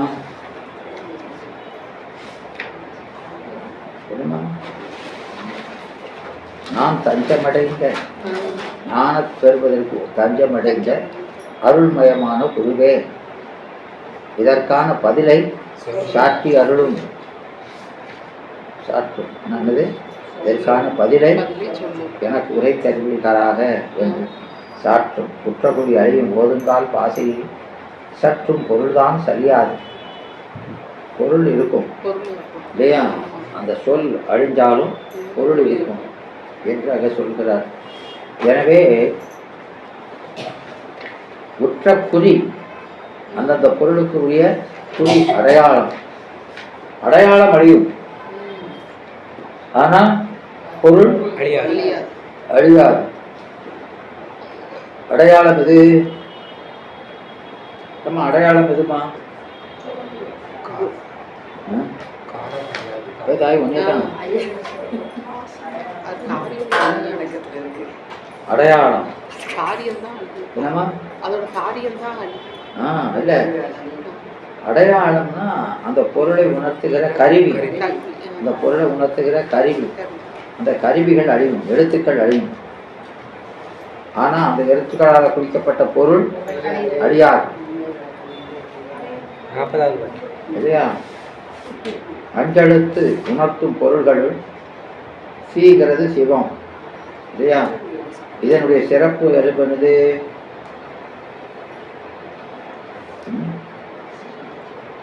ஏன் இப்ப போன வகுப்புல தானே பார்த்தோம்.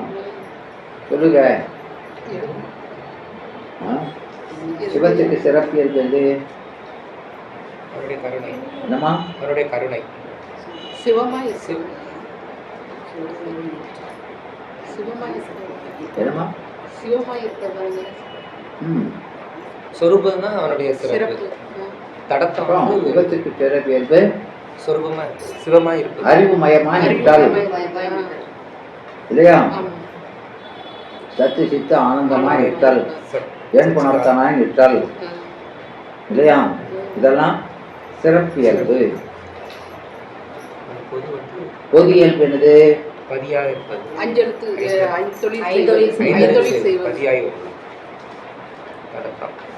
ஐந்தொழில் செய்வது பொது இயல்பு.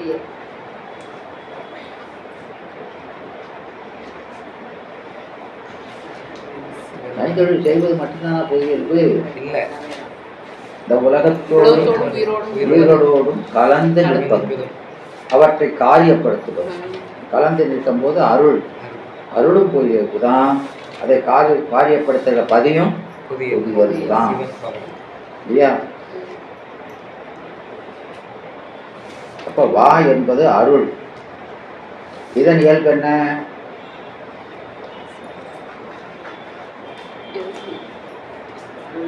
வா என்பது அருள். இதற்கு பொது இயல்பு என்ன? சிறப்பு இயல்பு என்ன?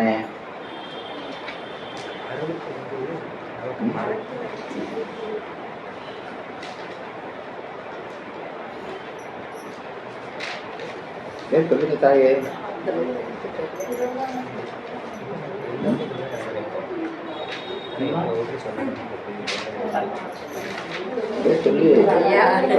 சிறப்பு இயல்பாவது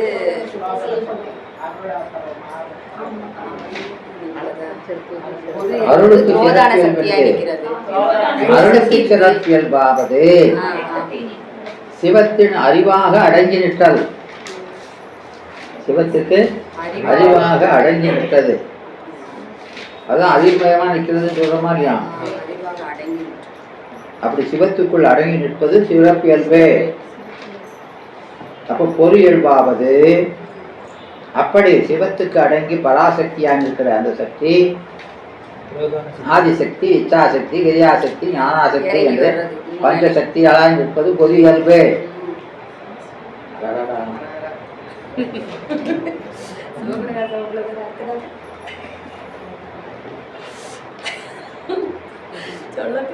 என்னமா? சிவபிரகாச வகுப்புல தான் நடத்துனீங்க.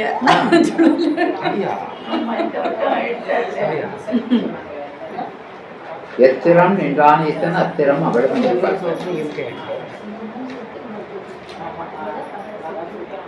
சரி, யா என்பது ஆன்மா. இதன் சிறப்பியல்பு என்ன? ஆன்மா என்னம்மா சிறப்பியல்பு என்ன? பெருமானோட இருப்பது சிறப்பு. அறிவு விளங்கி இருப்பது சிறப்பு. முக்தி நிலையில் இருப்பது சிறப்பு. முக்தி. ஆன்மாவோட இருக்கிறது, முக்தியில் இருப்பது சிறப்பு. ஆன்மாவுக்கு சிறப்பியல்பு என்னது? உறவோட இருக்கிறது. என்னம்மா? உறவோட இருக்கிறது சிறப்பு, பகையோட இருக்கிறது. ஃபர்ஸ்ட் ஆன்மாவா இருப்பதுதான் சிறப்பு. நான் அதான் வியாபகமா இருக்கு. ஆமா, ஆமா. ஆன்மானா வியாபகம். ஆன்மாவா வியாபகம். இருப்பது அறிவுமயமாக விளங்கி ஆனந்தமாய் இருப்பது. ம். அறிவு விளங்கி ஆனந்தமாய் இருப்பது சிறப்பியல்பு இல்லையா? சாந்ததன் வண்ணமாய் இருப்பது சிறப்பியல்பு இல்லையா? அது ஆகம சிறப்பும், இது அளவை சிறப்புமாம். பொது இயல்பு இது திறந்து வருவது பொது. பசுவாய் பசுவாய் நிற்பது. இருப்பது சிறப்பு.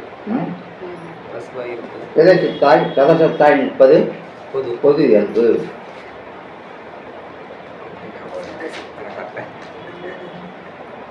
அதான் குறிபெற்ற சித்தும் சத்தும் கூறுவது. தூல சித்து தூல சத்து, சத்து. தூல சித்து தூல சத்து. சத்து. சரி, ஆணவம் ஆணவம் மகாரம் அதனுடைய சிறப்பியல்பு என்ன? ஆணவத்தின் சிறப்பியல்பு வந்து முழுவதும் மறைப்பது. ஆவாகரமாய் ஆவாகரமாய் மறைப்பது. பொது இயல்பு என்னது?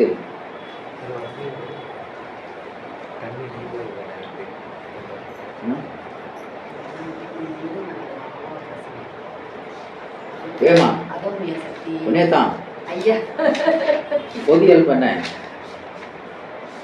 மறைத்தல். ஆணவத்துக்கு ம். என்னத்தையாவது சொல்றது. பொது இயல்பு என்னங்க? மறைத்தல்.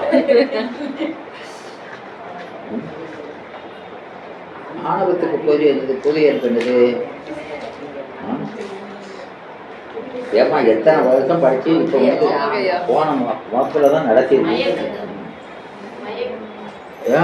மயக்குதல், அதாவது அது அதோனியாமிகா சக்தியாய் நின்று, அதோனியாமிகா சக்தியாய் நின்று சக்தியாய் நின்று ஆன்மாக்களை பசிக்களை மயக்குவது.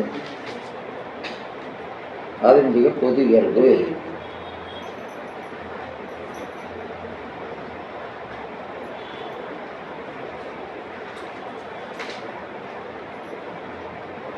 மாயை, மாயனுடைய சிறப்பியல்பு என்ன? ஆணவத்துக்கு சிறப்பு இருக்கு சொல்றீங்க. அதை குறிக்கிற எழுத்து எது?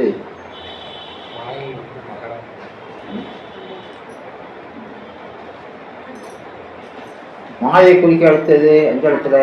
நகாரம். என்னம்மா? நகாரம். மகாரமா? நகாரம். நகரம். நகாரம் ஐயா. நகாரம்.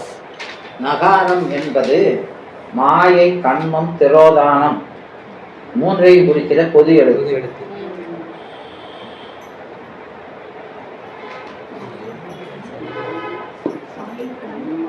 மூன்றுக்கும் சேர்த்து ஒரே எழுத்து. சரி.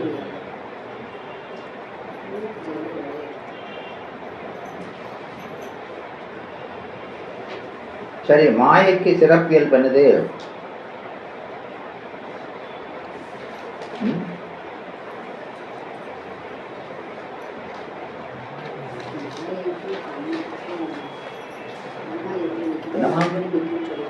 என்னடா? மாயையும் கண்ணுமும் கர்த்தா எப்படி நிக்குமோ அது அப்படிதான் நிற்கும். சிறப்பு பொதுவா இருக்குன்னு சொல்லிட்டாங்க. அது யாரு? மாயனுடைய இயல்பு அருளோட சிவசக்தியை, சிவசக்தியை ஆதாரமாக கொண்டு நிற்பது. சரி. அருளோடு ஜடமாயிருப்பது. மோகை பிரபஞ்சத்துக்கும் காரணமாய் நிற்பது. முதல் காரணமாய் நிற்கிறது.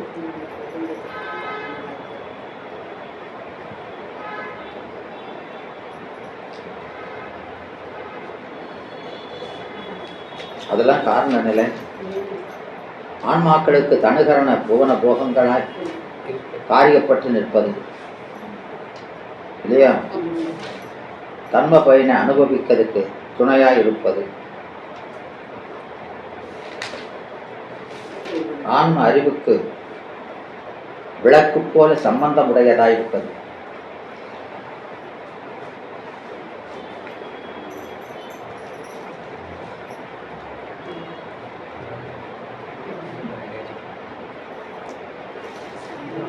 கர்மத்தினுடைய இயல்பு என்ன?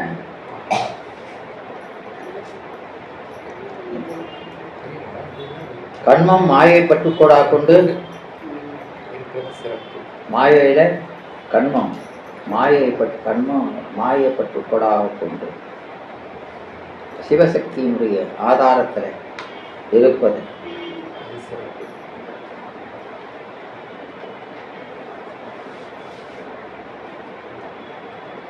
ஆன்மாக்களின் தனுகரணாதிகளுக்கு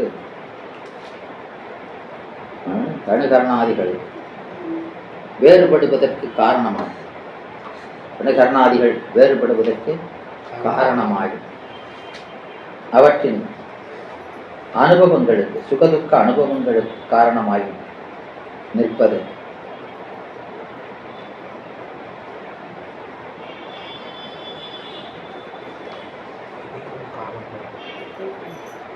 சிரோதானம் என்னது?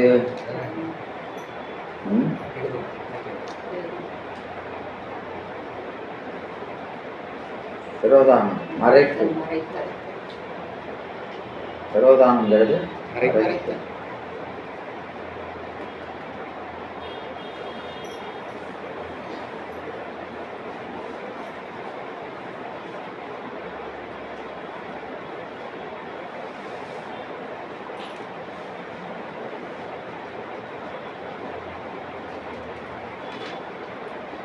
அப்போ ஆணவ மறைப்புக்கும் திரோதான சக்தியினுடைய மறைப்புக்கும் என்ன வேறுபாடு?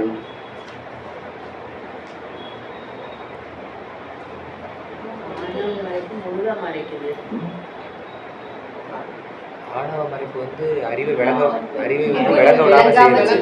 மறைப்பதும் மறைப்பதை நீக்குவதும் வேறுபாடு உடையது. எனவே திரோதானம் அந்த மறைத்தல் செயல் என்பது, அதுவே மறைத்தல் செயல் என்பது என்னது? தடத்தம். அது அருள் சக்தியின் வேறல்ல. அருள் என்பது அதுக்கு சிறப்பு, மறைத்தல் என்பது அதுக்கு பொது.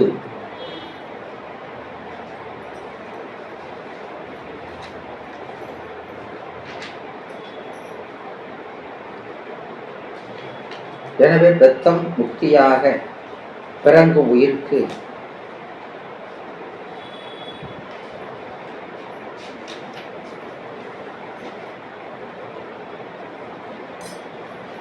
அஞ்செழுத்தும் ஒத்த சிவாய நம ஓதி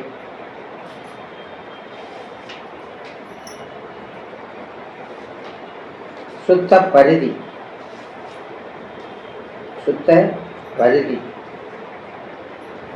எது? சிகாரம் சுத்த பரிதி இல்லையா? ஒளி, அந்த பரிதியினுடைய ஒளி, அது வகாரம் இல்லையா? அந்த ஒளியின் பயனை அடைகின்ற கண், அது யகாரம். அந்த கண்ணுக்கு முதல் விளக்காய் வருவது அந்த மாயை, அது விளக்கு.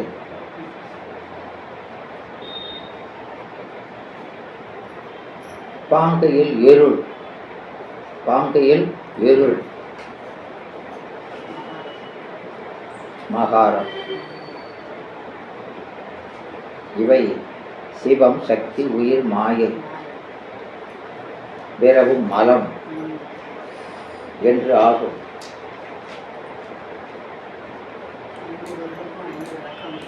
பிறகுதான் எனவே இந்த பதங்களில் சேர்க்கையால் உண்டாகும் உள்ளீடு ஆகிய பொருள் யாது என்று கேட்டால் யானா? ஆன்மா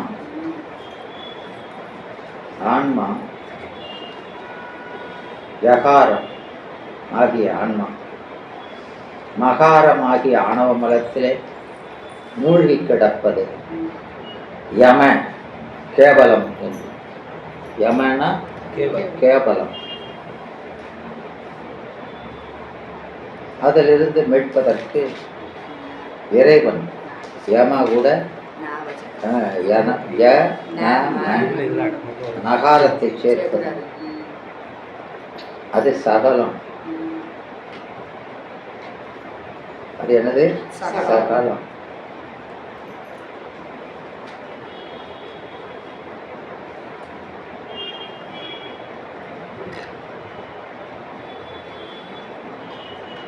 அந்த சகலத்திலிருந்து அஞ்ஞானம். இது பிறவியில் உணர்தல். இது பிறவியில உணர்தல். ஏகாரம் 3 மலங்களோடு கூடி காரியப்படுதல். 3 மலங்களோடு கூடி காரியப்படுதல். நகாரத்தில் 2 மலம், மகாரத்தில் 1 மலம். ஆக இந்த 3 மலங்களோடு கூடி காரியப்படுதல். காரியப்பட்டு தெளிதல். காரியப்பட்டதுனால தெளிதல். தெளிதல் நகார பகாரமாதல்.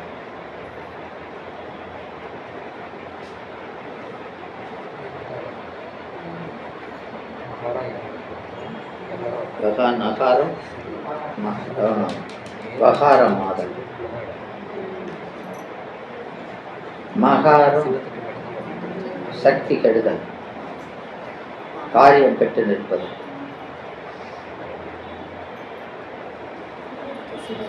இதைத்தான் திருவைந்தெழுத்தில் ஆன்மா திரோதம் ஆசு அருள் சிவம் சூழ்தர நடுநின்றது. ஒன்றாம் தன்மையில் தொன்மையாகி வரும் மான மிகுதியாலே. முதல்ல மான அதான் மிகுதியாகும். அப்போ அது அந்த ஆன்மா வாசியில் ஆசையின் சிகார வகாரத்தில் பற்றின்றி, அது இயல்பு. சிகார வகாரத்தை பற்றி நிற்பது இயல்பு. அதில் பற்றின்றி கருவழி சுழல்கள் இல்லையா? கருவழி சுழல்கள். அது அப்போ அதைத்தான் ஆசுரு திரோதம் மேவாது அகலுமாங்கிறார். ஆசுரு திரோதம் 2 தான் இருக்குது. மேவாது அகலுமா. சீவ முன்னாக ஓசைகள் என்ன சொல்லணும்? சிகார வகாரத்தை முன்னால் வச்சு ஓதணும். அதை நீ நேம மேல் ஒளிந்து அப்படி ஓதுனா நகார மகாரமாகிய பாசரம் மேலும் தேய்ந்து அருள் ஓங்கும். வகாரம் ஓங்கும், அகாரம் தேய்ந்து அகாரம் ஓங்கும். அப்படி வந்தா மீள எதிலிருந்து? மேவிலிருந்து யகாரம் மீள வாசியை அருளும். அதில் மீண்டா வகாரம் சிகாரத்தை யகாரத்துக்கு அருளும். மாய மற்றும் அது பற்றா. எனவே அப்படி பற்றிய பின்னால இந்த நகாரம் மகாரமோ நகாரமோ ஆன்மாவி பற்றாது. அது ஒற்று அங்கு ஈசனில் ஏகமாய் ஒற்று அதனோடு ஏகமாகும். ஈசனோடு ஏகமாகும். இதுதான் திரு ஐந்தெழுத்தினுடைய ஈடு என்று சிவபிரகாசம் 91-92 சொல்றாரு. எனவே இது பஞ்சாக்கர பகருடைய இருளில் அலர்விழி போல், இருள் அலர்விழி போல் ஆணவத்தின் ஏகமாய் வல்வினையில் ஈட்டத்தால் மோகமாய் நின்ற நிலை மகரம். அது நமக்கு சிவபிரகாசம் 33 சொல்வார். ஓங்கி வரும் பல உயிர்கள் மூன்றரசு பற்றி குற்றிடும் கேவலம் சகலம் சுத்தமெனவர்கள் ஈங்கி வரும் கலாதி ஒரு குரு உருவமன்றி மலமன்று ஒன்றும் இல்லை எனும் இயல்பாய் ஆங்கறிவை அறிவறியா அறிவறிவுகள் அணையா ஆதலினால் இருமரும் அருள் போல் நித்தபாவமாய் அங்க நிற்பது கேவலம் என்று உணர்த்தும் நூலை சொல்லித்தரான். ஆமாம், அதுதான். எனவே அப்படி அந்த நின்ற நிலை மகரம் நீடும். இருள் விளக்கில் சென்று அந்த விளக்கி ஒருவர் ஒரு விளக்கை சேர்த்துதல் போல அந்த விளக்கிலே ஒன்றை வரும் நகரம் வந்தபடி மருவி மூன்றும் இருவனையும் போகவிதம் எல்லாம் ஒருவுடன் நின்று ஆய்வுகள் தாம் அருந்த 5 முதல் 7 இடமாகச் சேரும் வகை பலவாய் சேர்ந்தவர்கள் ஓரும் என்பார். எனவே இப்படி நாம் இந்த பிறவியில் கழண்டு விழுந்தால் அது என்ன செய்யுது? மகாரம் தேயுது. மகாரம் தேயுது. அந்த மூலம் மலம் மகாரம் தேய்ச்சால் அதை தேய்ப்பதற்கு சேர்த்தது தான் இந்த நகாரம். அது தேய்ச்சால் இதையும் சேர்த்து கழுவுறோம். அப்புறம் நகாரம் மகாரம் கழிஞ்சால் யகாரம் என்ன ஆயிரும்? வகாரத்தில் அடங்கும். யகாரம் வகாரத்தில் அடங்கும். வகாரத்தில் அடங்குனா அது என்ன நிலை? சுத்த நிலை. அது என்ன நிலை? சுத்த நிலை போகுது, சுத்த நிலை இல்லையா? அப்புறம் வகாரத்தில் அடங்குனது சிகாரத்தில் அடங்கும், அது முக்கிய நிலை இல்லையா? அப்படி நாம் இந்த யகாரம் மகாரத்தோடு கூடி இருந்தது, பின்னால் நகாரத்தோடு கூடி, பிறகு வகாரத்தோடு கூடி, பிறகு சிகாரத்தோடு கூடுகிறது. அப்படி ஒவ்வொன்றா வருது. விளங்குதா? இதை மெய்வகை ஐந்தவத்தை என்பதை மெய்யவத்தை வகை 5, சாபத்தை வகை 5 இல்லையா என்று நாம சொல்லுவோம். இப்போ அதில் அந்த சுத்தாபத்தையில் நிர்மல சாக்கிரம்னா என்ன? சும்மா கெட்டி வைக்கப்படாது இல்லையா? புத்தகத்தை பார்க்காம தெரியும்னா கட்டி வச்சுக்கலாம்.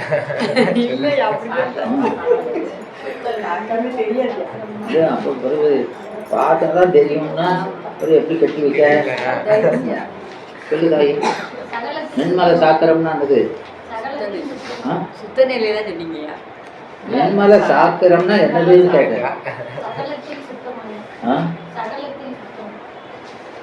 ஏமா நிர்மல சாக்கிரம்னா என்ன?